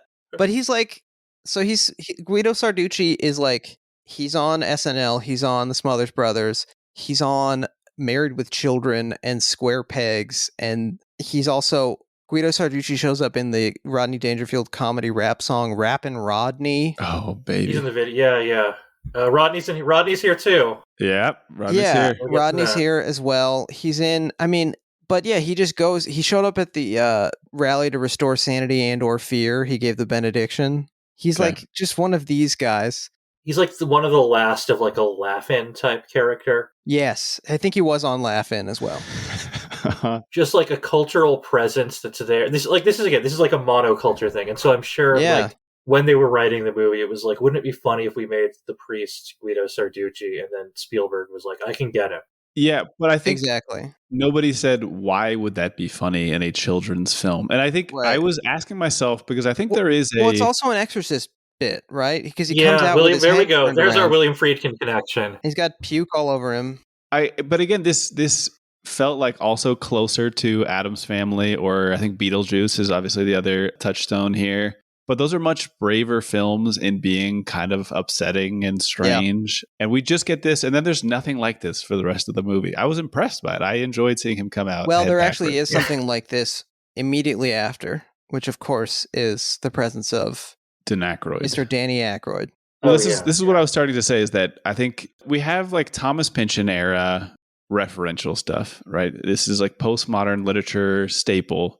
And then we move into, I agree with you, Jack, like Looney Tunes. And then obviously as a grandchild of that, Animaniacs, where I think it is very successful. But in part, it's because the whole thing is just goofy. So even if you don't understand what the reference is, just the non sequitur nature of it is part of the humor, right? So like, you know, as a 10-year-old doing a like Charles de Gaulle imitation, it doesn't matter that you don't know who Charles de Gaulle is. It's also just funny that they're doing like a funny French general. Guy.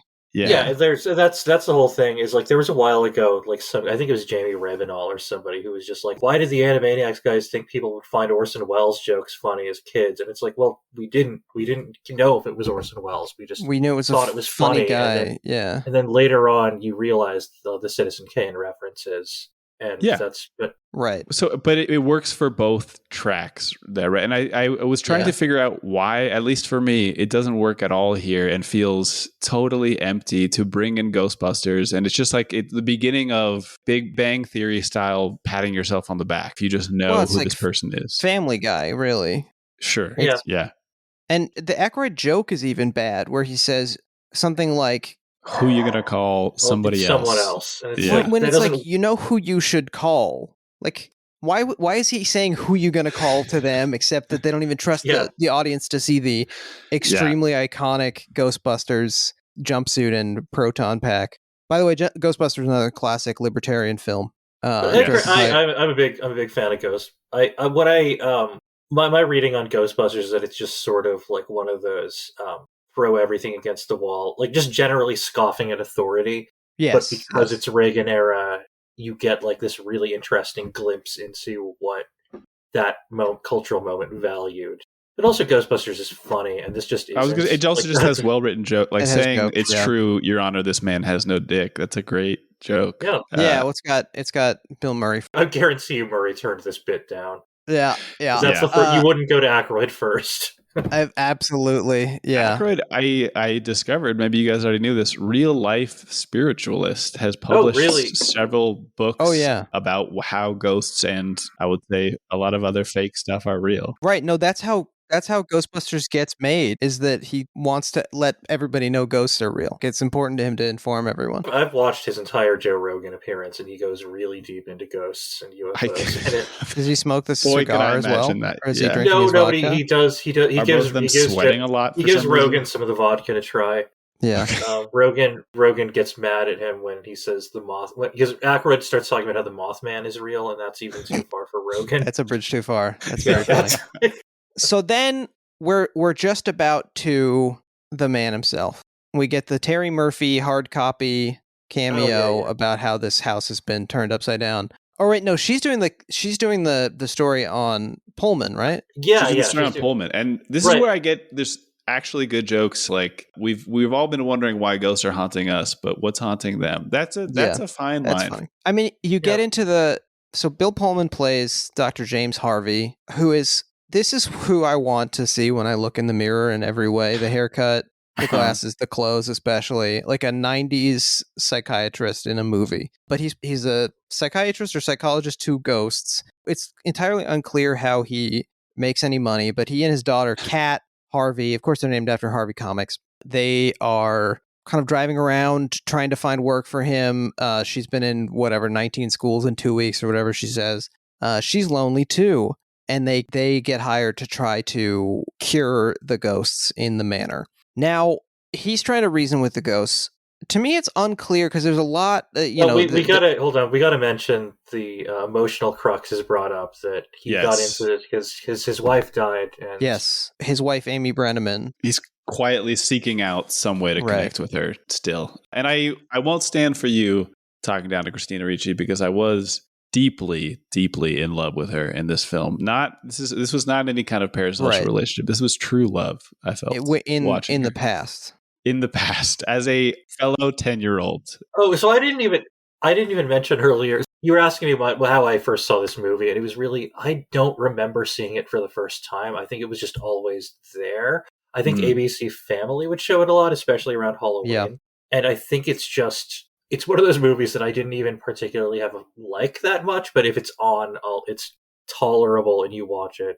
I'm going to push back on the word tolerable that you just used. But when you're a child. Tolerable? I'm going to push back on tolerable. But I think she's fine in the movie. I mean, she shows up and does the work as she always does. I think there's a movie in here. I'm going to say what you have said about other films. I think it's so poorly done. The lack of stakes. Stakes last about 10 seconds in this movie, which is something I'm not sure I've ever seen done this poorly. Right. But it doesn't change the fact that I think there's elements here that could have been, if not a Beetlejuice and Addams Family level, just perfectly fine kids Halloween fare. I think it could have been, or Jumanji level at the very least. It feels like a lot of drafts pasted together. Absolutely. Oh, yeah. Well, I mean, I think it literally, I think the Kathy Moriarty and Eric Idle storyline, like it doesn't fit with it. The fact that they came back was shocking to me. And at the same time, like they needed to. And then Kathy Moriarty turns herself into a ghost on purpose, which is very funny, or accidentally, or Eric Idle turns her into a ghost. That was funny, but also felt out of... I think the problem is they do that, and then they also try to bring in Bill Pullman as a ghost. Yeah, making death is both not important and very sad. You know? And there's also like a Carrie school bullying plotline simultaneously. Oh yeah, that goes nowhere. Man, I have so much to get through. Yeah. So, but let's talk about Clint. It's funny how, like, I feel like this is going to be our first 5-hour episode, and Clint Eastwood is in it for no time. So Pullman's trying to reason with the ghostly trio, and they all go into his mouth and possess his body. The ghostly trio, of course, are Fatso, Stinky, and Stretch, Fatso, and Stinky. Do we want to talk about who voices Fatso? Fatso is voiced by Brad Garrett from Everybody Loves Raymond. Mm-hmm. Joe Alasky, who is was a stand-up comedian and impressionist, and the voice of Grandpa Lou Pickles on Rugrats. He was also one of Mel Blanc's successors once he died, so he's in a lot of Looney Tunes. So he does the voice of Stinky, and then a guy named Joe Napodi is the voice of Stretch. And Joe Napoli is, he was one of the leads of a syndicated television show called Viper that was devised to show off the new Dodge Viper by doing a kind of futuristic Knight Rider. Oh God, I've seen the I've seen. So I like to watch a lot of. There's this one channel that collects like a lot of new TV intros from certain TV seasons. Yeah. And the one for Viper came up on one of them, and I couldn't believe how it's just deranged it. Unabashed. It's a really good intro, and I tried to watch a car chase sequence from it, which I figured this can't be boring. And yet, it was. Oh, well. Although the Viper through CGI like transforms into a slightly different Dodge Viper. Speaking of transforming through CGI. But speaking of which, yeah. So Pullman goes into the bathroom because he feels weird because a bunch of ghosts have possessed him through his throat. And I guess this scene's supposed to be a Poltergeist parody? I guess. But and I think it's Poltergeist 2 when that happens. No, I'm saying when he goes in the mirror because there's. He's washing his face, and this is the entirety of Clint Eastwood's performance in the film. I'm gonna kill you, your mama, and all her bridge-playing friends. All right, so I cut it right before he turns into Rodney Dangerfield, who delivers a real joke, which is, I got a facelift, and it turns out there was another one of these faces underneath. And then he turns into Mel Gibson, who does nothing but just be who there. Says, I'm handsome. And then he turns into the Crypt Keeper, voiced by John Cassier. John Casper, whatever, and puppeted by a guy who did the real puppetry for the Crypt Keeper in Tales from the Crypt, because that was Spielberg's friend, Robert Zemeckis. But and I wrote down a note here. I'm angry the Crypt Keeper didn't. The Crypt Keeper should have had a pun. That's what he does. What a waste. He just laughed. What a waste. But what the fuck is Clint talking about?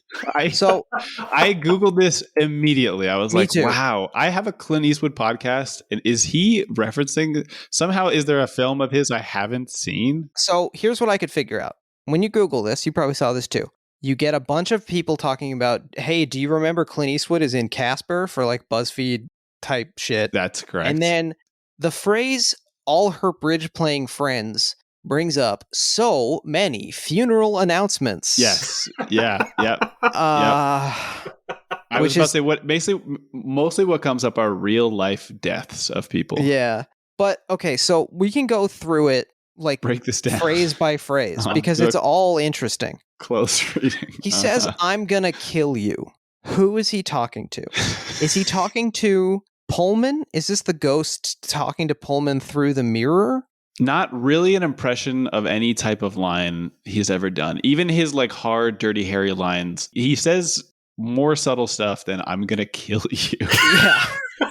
Please, except at the end of Unforgiven, he says, "I'm gonna kill you," but it is conditional. Yeah. He explains to whom and why he is saying this. Okay, next. Yo mama. Not how Clint Eastwood talks in one any of several movie. Really questionable hip-hop references in the film. He's a your guy. He's a classic, I'm gonna kill you, your mama. He's a your man. Y-E-R. Not yo. This reminded me of Clint in Pink Cadillac a bit, where he's like... He does the voices? Yeah, I think he was... I think what happened was he's brought on and he's like, I'm gonna get to go goofy. Yeah, silly Clint you're talking about. Yeah, he's like, I'm having fun. Whose mama? Is it Pullman's mom? We never she hasn't been brought into this. There is a notable mom in the story, but it is Christina Ricci's mom. Yes. Mm-hmm. Is this possessed Pullman like practicing to threaten his daughter? But how is he threatening to kill his daughter's mother who's already dead? Now, I want to add a piece of paratext. I don't know if you watched just the clip on YouTube. You referenced it when it is available in its entirety. I did, yeah. The version I watched has one comment. In that comment, it is somebody just stating, without any other information, which of the ghosts they believe is doing which impression. And it does not say, I believe. It says, Clint Eastwood, stretch. And that's it. I have no idea how they established he's so tall. Yeah, that's... Hold on. Okay. So there's 4 impressions, so one of them has to go twice. Gets recycled. Yeah. Okay, so definitely the Crypt Keeper is stinky because he's dead, so he would smell. I'm going to say that unfortunately, I think Dangerfield is fatso. He's just the most overweight of the 3, but he's not... I wouldn't say like his primary thing. He doesn't really make jokes about weight. His weight, yeah. But he also has the deepest voice, so I guess he's fatso by default. He's got a couple, but they're just part of like I'm a big Dangerfield fan, and they're like they're just part of his repertory of like jokes about every bad thing going wrong in his life. Right. And so I guarantee you he brought the joke he said himself. He wasn't waiting for them to write. Yeah, no, of course. And then I would guess that Gibson, who does the comment? What is the comment? Yeah, Gibson, I don't. Wait, what are you I have laughing to disappoint you because I found the comment. Okay. It doesn't it doesn't say Mel Gibson. He gets omitted for whatever reason. I'll just read the comment by Michael Littlepage 4314 from 3 months ago for whatever reason. I asked him on the show. He was doing his research, but then it fell through, so I had to get Jack. The comment is edited, which is going to be very funny later.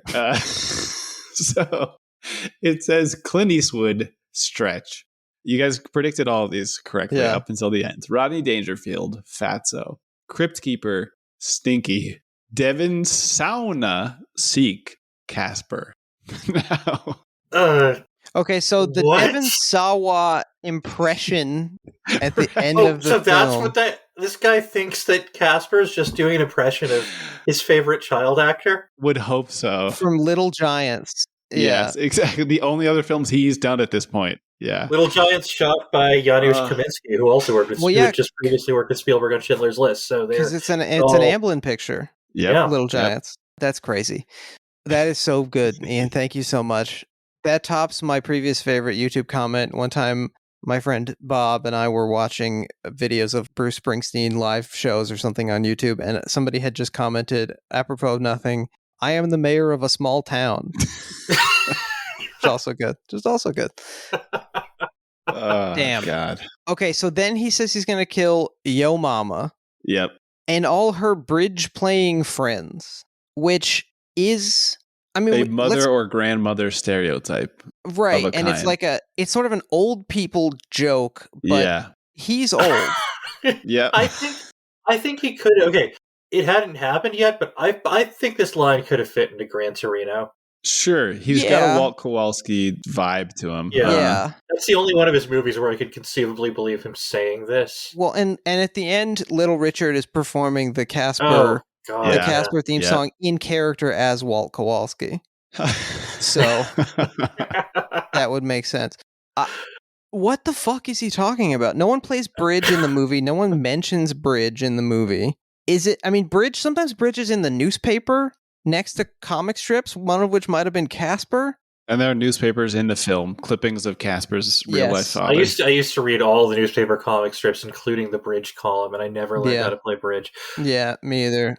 So Pearlman and Ricci move into the house. Ricci and Casper fall in love with each other. Casper is voiced by a child actor named Malachi Pearson, who mostly voices Casper in his career. Hijinks ensue. Did you find the Ricci quote about this movie? No, what you got? Great research. Oh, yeah, she, I found an interview where she talked about it, and she said, Casper just sucked. I mean, a ghost was supposed to be falling in love with me? How does that work? It was stupid. Yeah. She hates the movie. Sounds about right. Eric Idle allegedly does not remember making the movie. Interesting. I mean, he's not in a lot of it. He is in so much children's material at this time. Well, he had a daughter around our age at this time. So I think that's nice when actors do that. They try to be in films that might appeal to their real life loved ones. Maybe that's what Clint was doing, trying to be in a film to appeal to one of his 8 children. That's why Harvey Keitel is in Sister Act and Monkey Trouble around this time. Whoa. If you look at the ages of when they have kids and you start to see what kind of movies they do, it all makes sense. But I don't know. I think Clint is perfectly happy to show his kids fistful of dollars at any age. Yep. Probably. I mean, it's for children. It's for everybody. I saw Where Eagles Dare really young. I think that was my first Clint movie at home. Wow. Children should learn about Richard Burton as early as possible. It's important to get children talking about Richard Burton. I don't know. Do we care about what happens in the movie? Not really. I don't think they cared about what happened in the movie. Yeah.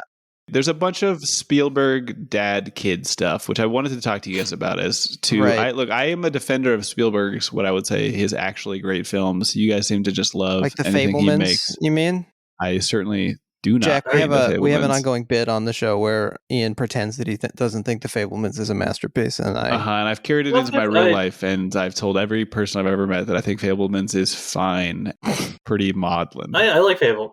Fabelmans is good. Fabelmans is good. That's correct. That's the correct opinion. I'm a weirdo who thinks Warhorse is a masterpiece. It's at least an interesting opinion to me. I haven't seen Warhorse, but I really don't like that guy's face. I think it's incredible. I think Warhorse is incredible. I think The Color Purple is a masterpiece. I think there's like Spielberg films that aren't talked about as much. Speaking of The Color Purple and the death of the monoculture, I was recently at the movie theater to see Barbie, which I enjoyed. Yeah, I enjoyed and it as well. There was a trailer for the musical adaptation of The Color Purple that has been made into a movie and is coming out this year. And in the trailer, they're going through the cast, a very impressive cast. And then at the end of the list of the cast, it says, and Fantasia Barrino. Oh, wow. And I felt such a well of emotion. I was like, oh my God, she's back. She survived. We've all had such a hard time, but Fantasia... there are second acts in American lives, and Fantasia starts this Christmas.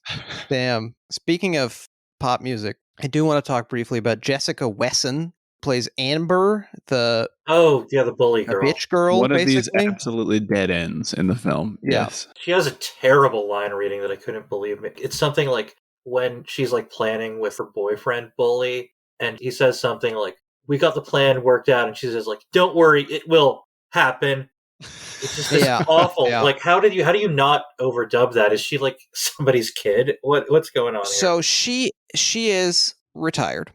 She was on Home Improvement. She was the girlfriend of the Zachary Ty Bryan character. Again, Home Improvement, just something that I completely missed as a child. Strong presence in my household. A little earlier than my time, but still. She, like Christina Ricci, had been in a Richard Benjamin film prior to this one. Christina Ricci is in Mermaids with Cher. Richard Benjamin, of course, sort of directed City Heat. Yep. Is she in My Stepmother as an Alien or something? She's in Milk Money, which stars Melanie Griffith and Ed Harris. Oh my God, I did see Milk Money. That movie's terrible. It looks bad. The poster's quite bad. But after this, she's in Flipper, another mid-century property turned into a big Hollywood movie in the 90s. By Universal, and Flipper is mentioned in this movie, by the way. So right, I wonder if they were doing. I wonder if Universal was like trying to subtly prepare you for it. Christina Ricci is going to go on to be in both That Darn Cat and My Favorite Martian. No, wait, sorry. Christina Ricci is going to be in That Darn Cat and Stoner and Oliver. Right? Oliver Wright, My Favorite Martian. Yes, but more of a dud. Jessica Wesson, I'm so excited to tell you, is in the film Long Shot, the 2001 film. Do you know about this, Jack? It's not the one Fred Durst directed. directed. No one look this up. I insist no one look this up. Okay. This film is written by Lou Pearlman. Whoa. Oh no. And distributed by Transcontinental Pictures. Oh, this rocks. This rocks. It is a promotional tool for his successful boy bands and girl groups. The film includes NSYNC, O-Town, Natural, LFO, you might know them as the light funky ones. Oh yes, the ones who did Summer Girls. Take 5 and C-Note, that was a Latin boy band, as well as the girl band Innocence with an S, like sense, and Britney Spears, who he tried to make part of Innocence, and then she sort of, through force of talent, got out of it. So no Backstreet Boys. No Backstreet Boys.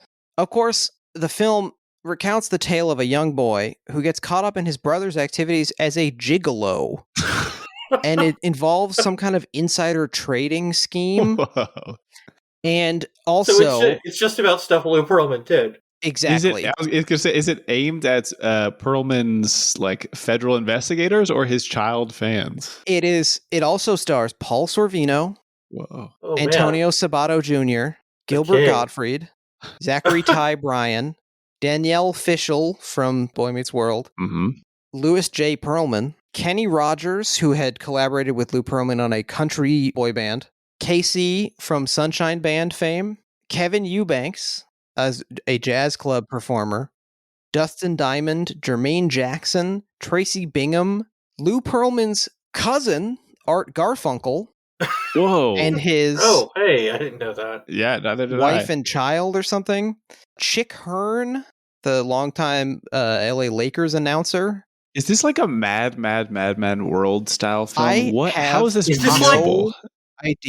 This idea. I'm guessing it plays like. Did you see that clip that went viral on YouTube a few years ago, where it was like the most absurd assemblage of celebrities lip syncing to the Fairy Aid cover of "Let It Be"? Yeah, I've seen that, and it's like, and it's whoever was in the BBC studios over like 7 years. They got each of them to do a line, and then they put it together. So it's like, it's like Mickey Rourke. Yeah, it goes directly from like Richard Attenborough to Dave Grohl or something. Yeah, it's really bizarre. But so she's in that movie. Listeners who don't know, Lou Pearlman is, of course, the Florida pump and dump artist and blimp company impresario who then became a boy band mogul after 3 of his blimps crashed. This is real. I didn't know about the blimps. Yeah, he started as a blimp guy, and specifically one of his first major financial crimes, is that he rented a blimp to somebody for the amount of money he needed to make a blimp, and then had one made. That's Carl Weathers in Arrested Development level. Yes, he became a boy band mogul with his Transcontinental Records, signing Orlando area twinks with no previous performance experience through a series of like very fraudulent talent shows. And then he put these singing groups together, his first of which was the Backstreet Boys. He has since been sued by many of the acts he signed to Transcontinental for withheld pay, royalties, that sort of thing. In 2006, he was accused of carrying out the longest running Ponzi scheme in U.S. history through Transcontinental and fictitious subsidiaries. He was doing some Vandalay Industries stuff. Exactly. Mm-hmm. He fled the country. Some German tourists spotted him in Bali. I'm very confused about why the German tourists would know which like paid white guy to look out for. They've seen Longshot a million times. Exactly. Big fan. They remember him, his role as Captain Lewis. And he eventually died in prison. He's also been accused of sex crimes involving a number of the underage boys he recruited for his boy bands. Unfortunately, seem like an A to B thing. Yeah. And that's Orlando for you. Great place to visit. Love that town. Has a Universal theme park. They produced this film. I don't. The thing about this movie is there's like all these little tangents you can talk about, but the movie feels like a bunch of disconnected scenes. What's like, it feels greased up. So like the conversation just bounces off the movie. Like you can't grip the film itself. It's covered in some kind of an ectoplasmic oil. The movie doesn't do a good job of cohering. It doesn't convincingly let scenes play out. It's like a lot of people had different ideas for what the movie should be, and they just were like, that's it. This is still when like CGI is enormously expensive to put in a movie. And I think that the main focus was on getting that right, more or less. Yeah. I'll say the transparencies look cool. Sure. To me. Yeah. It's just so funny to imagine that it took 3 weeks for like an entire aircraft hangar full of computers to render the part where Casper turns into a blouse so that Christina Ricci can wear him. Terrifying. And we got to talk about 2 things. One is like they try to make it like a sweet, happy line, and I would bet you anything J.J. Abrams wrote it because it sucks when he says, "Can I keep you?" Yes, and it becomes the like runner in the film. Can I keep you? It's really gross and unpleasant, and it's also she's sleeping on Casper's bed, and he died as a boy of pneumonia. He probably died in that bed of pneumonia. Yeah, very likely. Because rich kids weren't gonna. They had a family that could have like doctors come into the house. He probably didn't die in a hospital. Yeah, he was going. He was going. What's the guy's name? Reynolds Woodcock mode. Oh, seeing his mother in a wedding dress at the end of the bed. There is something, we ostensibly talk about like left politics on the show very briefly. I mean, there is this obsession with ghosts are always hanging around large houses. Ghosts are hanging around. This is the fantasies of, obviously there are ghost traditions throughout the world through all kinds of cultures and levels of economic power. But this particular type of ghost is sort of a manifestation of the guilt and the fears of very rich people who live in a house that's so big that it has room to be spooky and empty. Now, I want to talk about this, Jake. I had to go into my personal Cerebro to enhance my brain enough to find a political reading of this film, I will say. Cerebro is the size of a volleyball because he's so stupid. His brain's so small. Anyway, keep going. Thank you, Jack, for not giving him anything. It has the lines. Ian's brain has exactly as many wrinkles as a volleyball. I don't want to jump on your Abbott and Costello routine here. I'm not going to be the fat side of your stinky and I don't remember Costello getting so mad one day that he killed Abbott, but that is what waits for us. So, turn of the century spiritualist, alienists, these type of people. I will say that. Shout out to Jamie Loftus's podcast, Ghost Church, if you want any kind of real scholarship or funny jokes on this topic. Just great.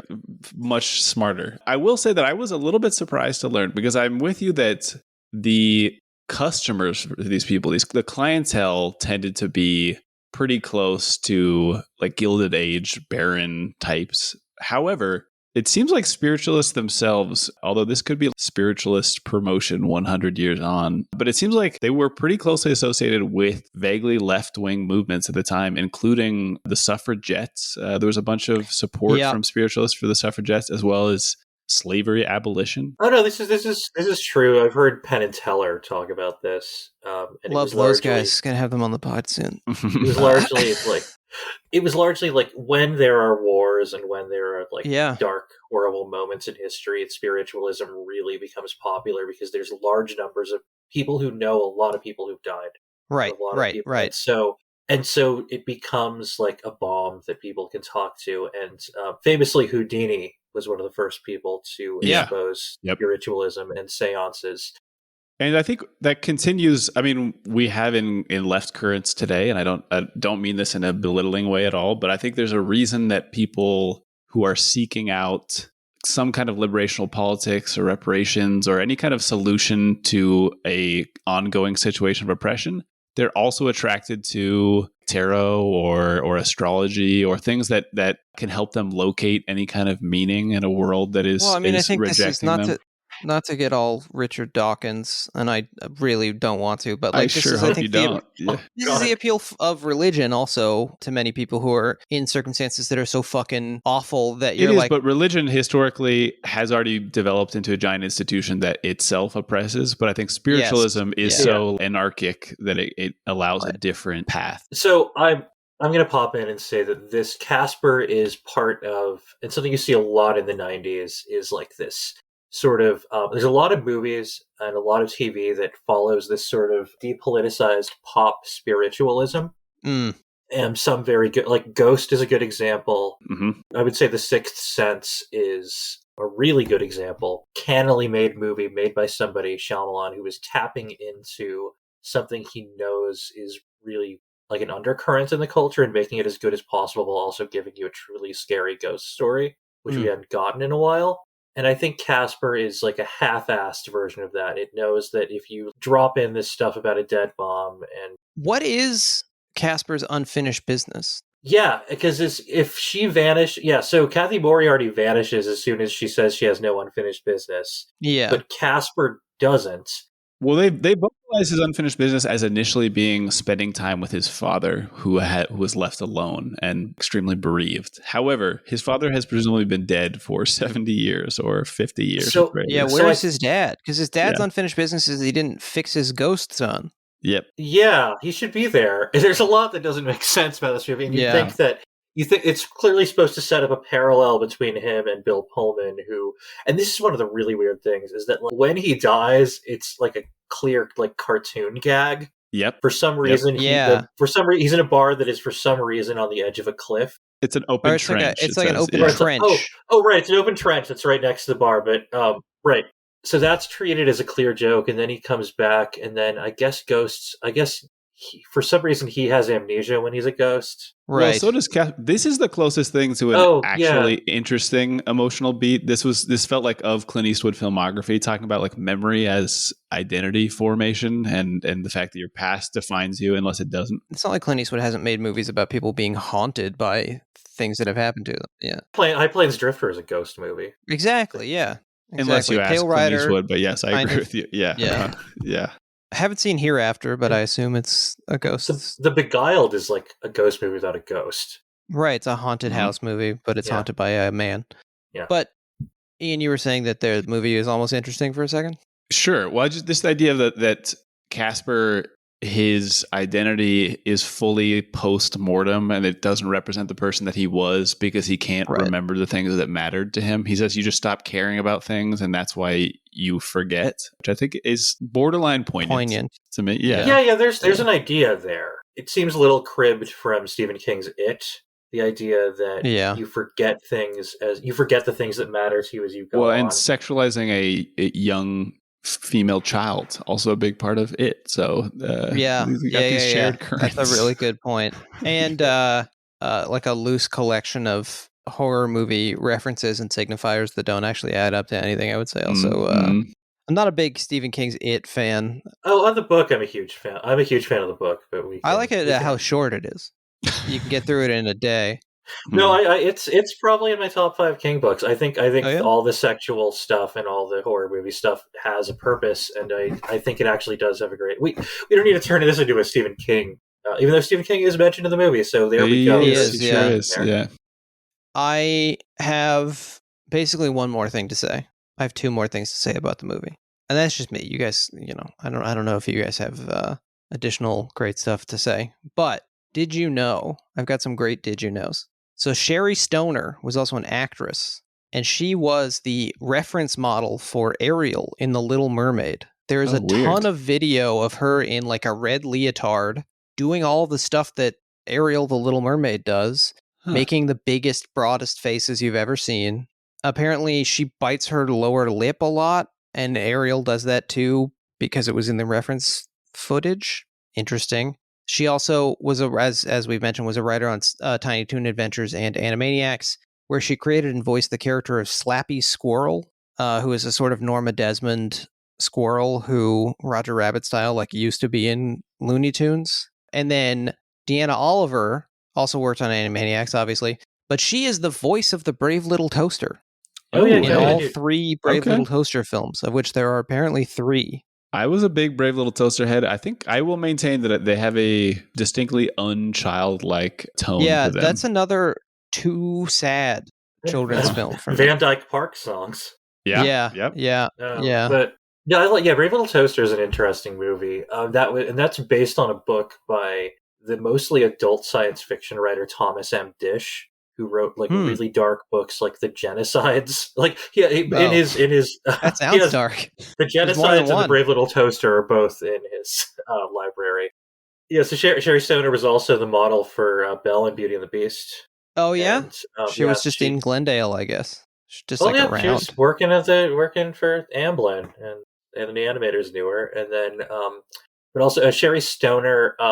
So there was this show that I think was one of Nick at Night's a first original programming things called On the Television.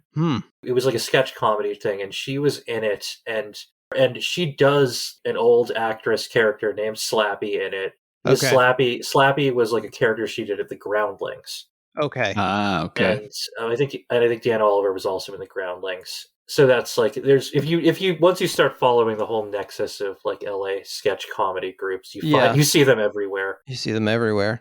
It's interesting that this movie does, now that I think about the sort of Disney Renaissance going on at the same time, this movie does feel like if the Genie's riff just never stopped and was 2 hours long, like if the Genie's long pop culture ad lib. But I think the Genie's riff is good. It has Johnny Carson in it and stuff. And I think this to me is the beginning of Disney Channel original movies, which I had to double check. They start 2 years later. Dan Castellaneta Genie. No offense to the god. Yeah. And also Dan Castellaneta did the voice of Dr. James Harvey on the follow-up TV show, The Spooky New Adventures of Casper.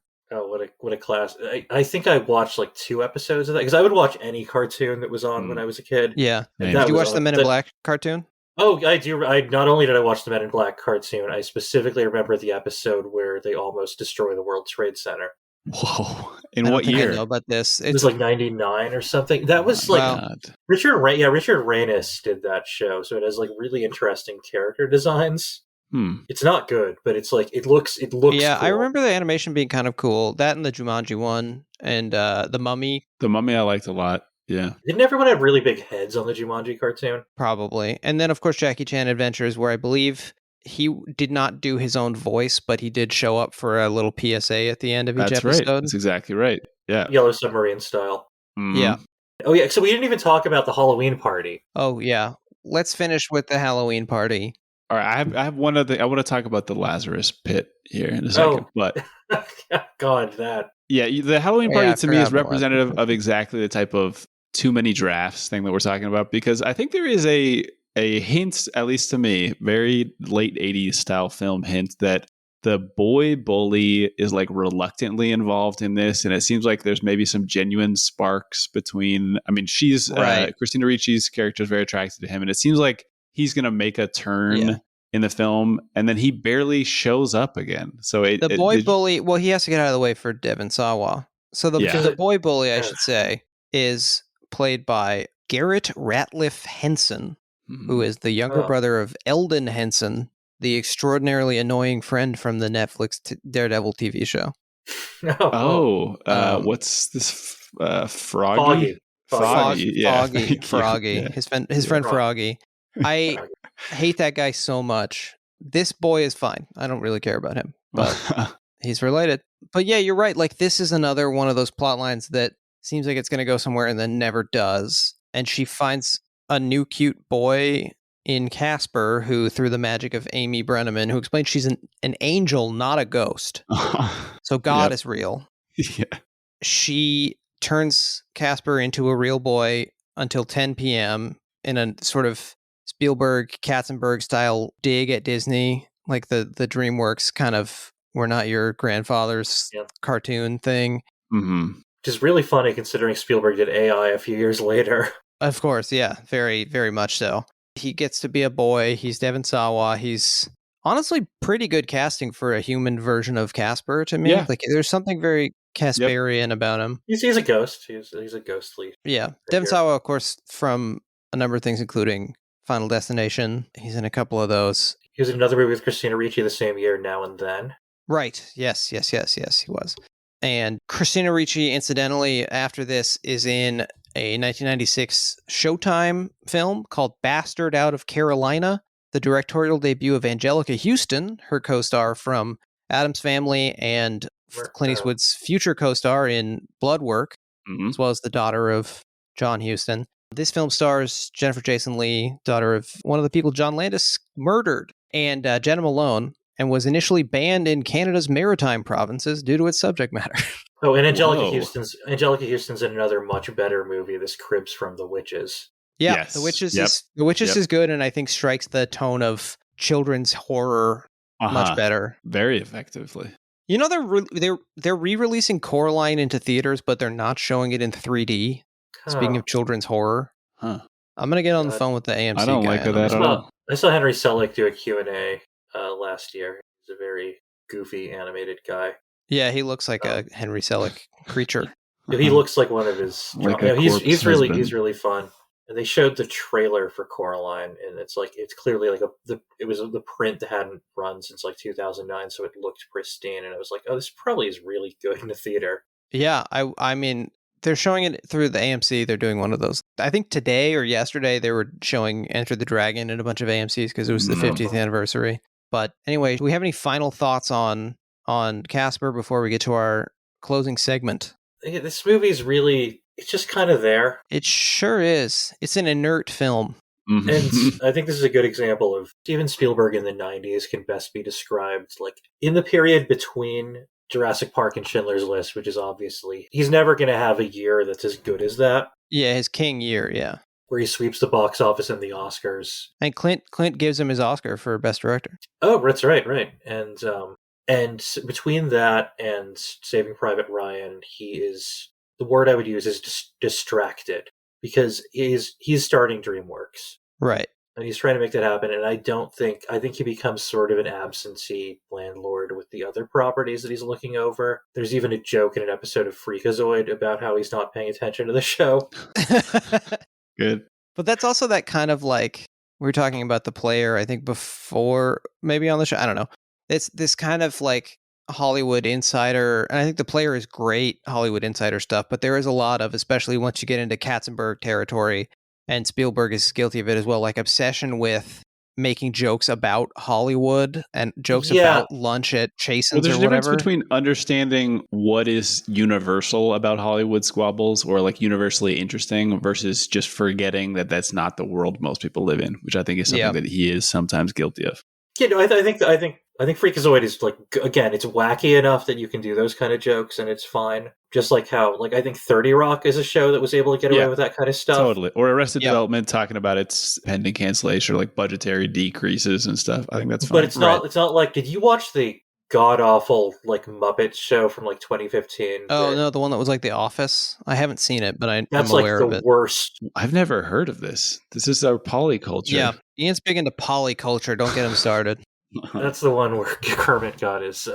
yeah, Kermit has a different girlfriend in it or something? A new pig. She's a new pig. A new pig. He's got a type. It was bad, but it's like it's full of all those like the Larry Sanders Show is another like really good Hollywood Insider show because it hates itself. Totally agree. So much. Yeah. Oh, it's one of the best shows of all time. But like there's and then like I'm fat. It's not a good show, but I'm fascinated by Entourage because it buys into the bullshit so much that it just sort of carries you along with it. Ian and I met at UCLA, and we both frequently patronized Fat Sal's, which was a sandwich restaurant co-owned Turtle by himself, Jerry Ferrara. The Doughboys, I did not enjoy it. Yeah, Mitch made a joke about how he eats for free there because the first time he went in, he saw Jerry Ferrara on his back, and he flipped him over. That's good. That's a good wonderful joke. Unlike this show. Well, Jack, thank you so much for bringing so much context to this film that it did not deserve. I could play his performance. It's like 12 seconds, this clip I have. Let's do it again. Let's do it again. I'm going to kill you, your mama, and all her bridge playing friends. Really good. Before, did you see that there was supposed to be a fifth cameo in that scene that got cut for time? It was supposed to be Spielberg, but he didn't like his own performance, which like... Buddy, did you see the other ones? Like, did you see? And also, have you seen Blues Brothers? You're in it. You're like fine in it. Speaking of Blues Brothers, yeah, I don't know. He's no Marty when it comes to acting, certainly. But he's also, this movie it's in some ways it's very much like. Oh, the other thing that I just hated about this movie has like the very common thing in Amblin movies, like The Goonies is really guilty of this too. It has a lot of screaming and fainting. Yeah. Yeah, and it's more tolerable there, but here it's just like a tedious way to end each scene. Very much so. Although it is funny when people fall to their death in this movie and you don't realize that it wasn't like a Looney Tunes. They're just going to get up and rub their head. They've passed on. They're deceased. Are there any jokes we liked in this movie that we want to single out? Because there's a couple. I wrote something down. I did think it was funny when the ghostly trio call Casper Short Sheet. Because they're not sheet I didn't even ghosts. catch that. Yeah, that's good. Yeah. I also, I wouldn't say I liked it, but I was interested. It was interesting to me when Fatso does the exact, a man thing from Roger Rabbit where Bob Hoskins is in Toontown and thinks he sees Jessica, but it's like an ugly woman. And in both films, the character has extremely pendulous breasts that are just... I think they just were cribbing. I think there's just all a lot around, of laziness. There's a lot of laziness. I wrote down there's one very mean joke in this movie about Oprah. Right, yeah, I also have that too, like the Oprah weight jokes, but like Oprah's in The Color Purple. Spielberg movie. That's really shitty. Extremely. In fact, she was very publicly dealing with an eating disorder at the time, so it's that's it. Not a good look. Before we close out the episode, I'd like to return to a segment that this is going to be the second time we've done this, and I have a name for it now. It's called Jake is Buy Curious, because it's about me wondering whether I should buy a Blu-ray. BUY Curious. What do you think of this? Do you like this name? I think it's nice. I think we can make these jokes now. Okay, great. It's been 20 years since that People magazine that's like, is everybody bi or whatever? Anyway, this is called Jake is Buy Curious. This is where I ask our guest if they think I should buy a particular Blu-ray disc that is on sale. So, Jack, you're in the hot seat. Okay, so you got a strange guest to start this with because I infamously on Twitter have talked about my preference for DVD to Blu-ray. Right, you have. Great. Perfect. This is what we want. We want a little bit of heat. I'm going to go even further. This is a 4K plus Blu-ray plus digital edition of the masterpiece by Michael Bay, Ambulance. Oh, yeah, this movie's... And it's available for $9.99. Okay, so movies that are entirely shot digital, I think, do probably look better on 4K. All right, I love this. So your stance is that film doesn't look better in like high quality digital transfer? I think there's a point where I think Criterion is... there's like... There are some that do a really good job of it. Criterion does a great job of it, but my stance for a long time has been that if you're trying to replicate the look of film past a certain point, then it looks cold to me because all I see are the ones and zeros making it up. That digital artifact version of film. Yeah, I got Jack, you. I was thinking of you last night watching The Hunted because I believe the extremely legally acquired file that I had of The Hunted is a DVD rip. And I was like, you know what? There is a certain something. Yeah, the thing is, Friedkin disagreed with me about all of this. And, right. Yeah. Well, there's that famous interview where he says that Oliver Stone can go fuck himself and so can Alexander or whatever. Yeah. Yeah, go fuck him and fuck Alexander is what he says. But he also Mark Maron reposted his really, really good interview with Friedkin, which is one of the longest ones he ever did. Because Friedkin just wouldn't stop talking. And at a certain point, like he talks about the Blu-ray of Sorcerer had just come out. Oh, baby. And he's saying that like Quentin Tarantino wants to show all my movies on 35 millimeter. Let me tell you, Mark, 35 millimeter sucks. And he just says like, and he tells him like, I've told Tarantino you can show any of my movies on film as long as I don't have to be there. Hey, that's a pretty good deal, actually. Yeah. Yep. And that's going to work out for him now as well. Rest in peace. I adore Friedkin, he's my man, but like the one thing that had been like a constant frustration is he would only let Warner Brothers screen. If you wanted to have any screening of The Exorcist in the last 10 years, it could only be the extended cut. Yeah. And I've been lucky enough to see the original theatrical cut in 35 millimeter, and it's just a much better movie. Damn. To get a Blu-ray of the original cut, I had to like get it when I bought it. I had to like import it because I think in the States for a while, at least you could only get the director's cut on Blu-ray and the original cut like wasn't available or something. It eventually made its way as a bonus feature on funny when they included it as a bonus feature. The actual movie film is a bonus feature, But for some reason, like the only version that would ever stream was the theatrical one, I guess. He didn't care, didn't know about that. Yeah. Oh yeah. So like, as for your question about Ambulance, yes. I think this is exactly the kind of movie you want a Blu-ray for because it's shot digitally on super advanced cameras and drones. Has some crazy drone stuff. I was a big fan. I was a big fan of this movie. I thought it goes I enjoyed it extremely very much. Hard. Yeah, this was kind of an easy one. All right, I'm gonna do a second one that's more difficult.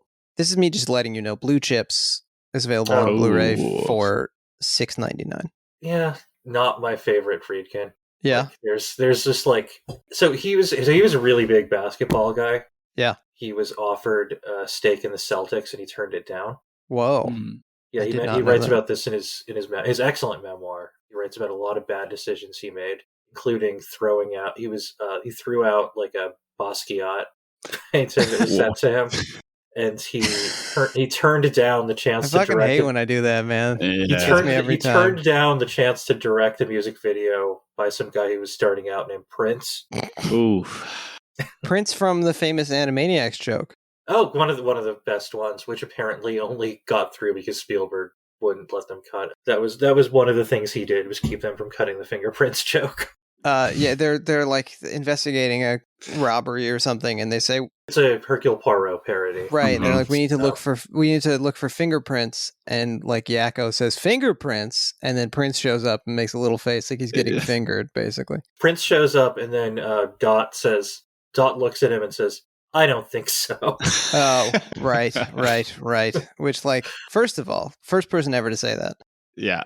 Wacko Warner, Jess Harnell does the Arnold Schwarzenegger impression in this film when Casper turns into a superhero whose voices aren't like... Yeah, that didn't work at all. The movie sucks. Anyway, that is going to be our episode on Casper.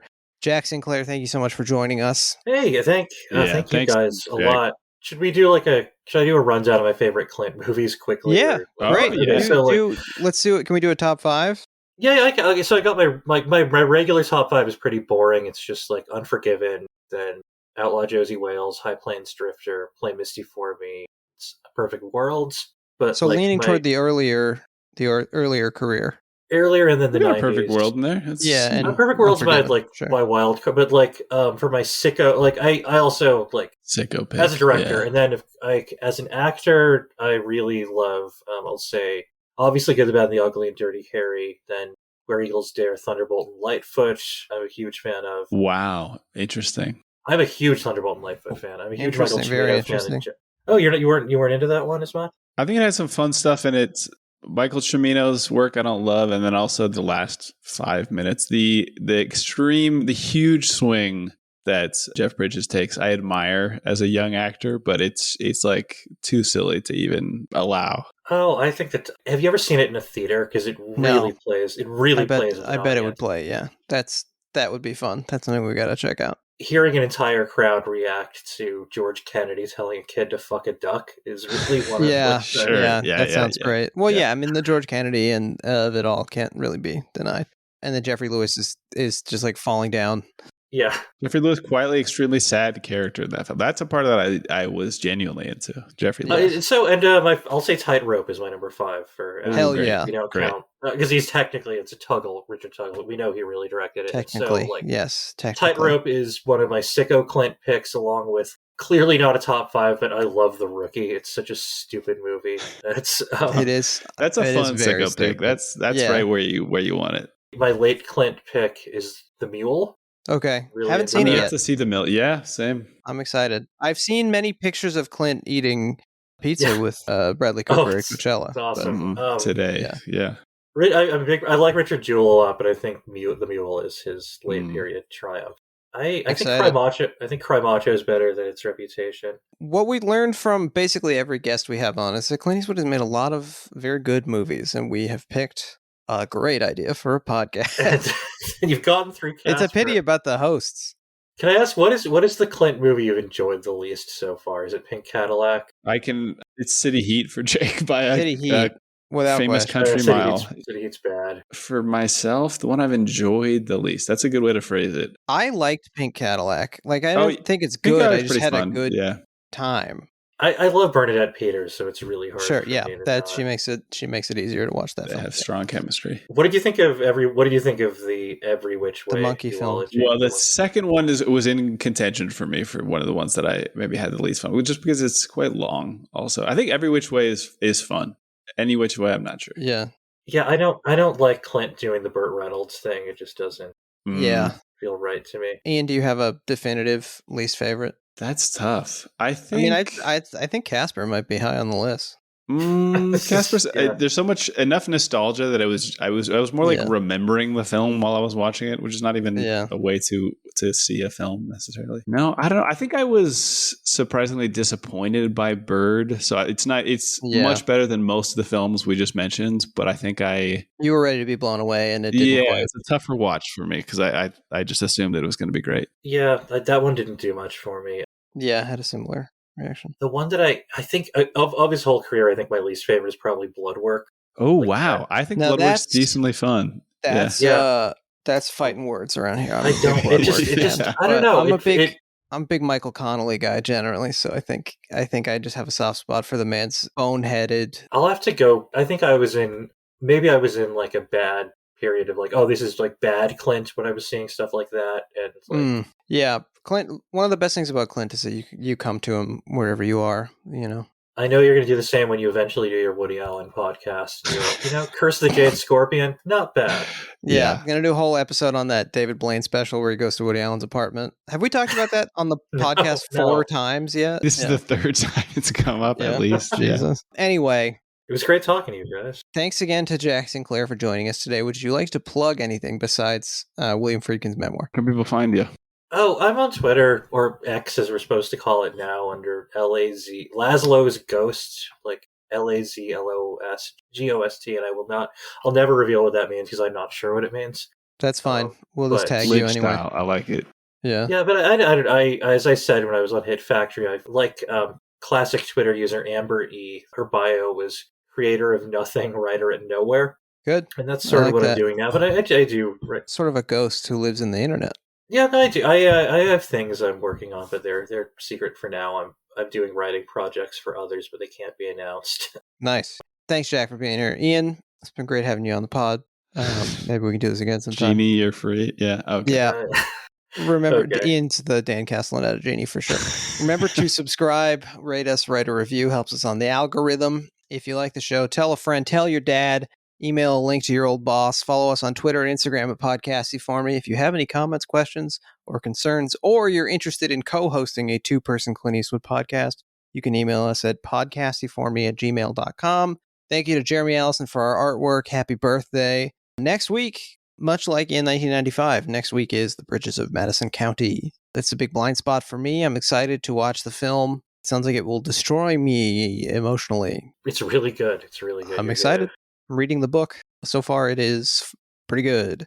If you want to watch Bridges of Madison County, you're going to go to all the normal places that anyone goes for any of that stuff. Ian, what about down there in Oaxaca de Juarez, Mexico? In Oaxaca de Juarez, free on Max, streaming paid on Microsoft, Amazon, and Apple TV. Manzana TV.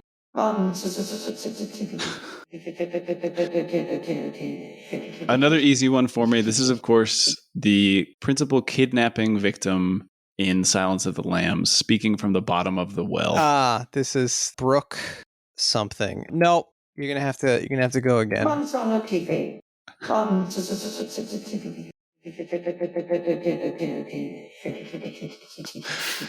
God only knows what this is. Brooke Smith is that woman's name. No, this is so the website where I get my AI generated voices didn't have Meryl Streep, so I went with the closest thing I could find. Helen Mirren. That's Dame Helen Mirren. All right. Wishing us all a very Manzana TV. Thanks, Dame. I thought it was Judi Dench. So. Hey, you know what? Pretty good. Same That's, job. If true, yeah. Being a dame. I guess being an actress also. Anyway, that's our show, everybody. We're really sorry about it. And we're going to cover a real movie next week. So see you later.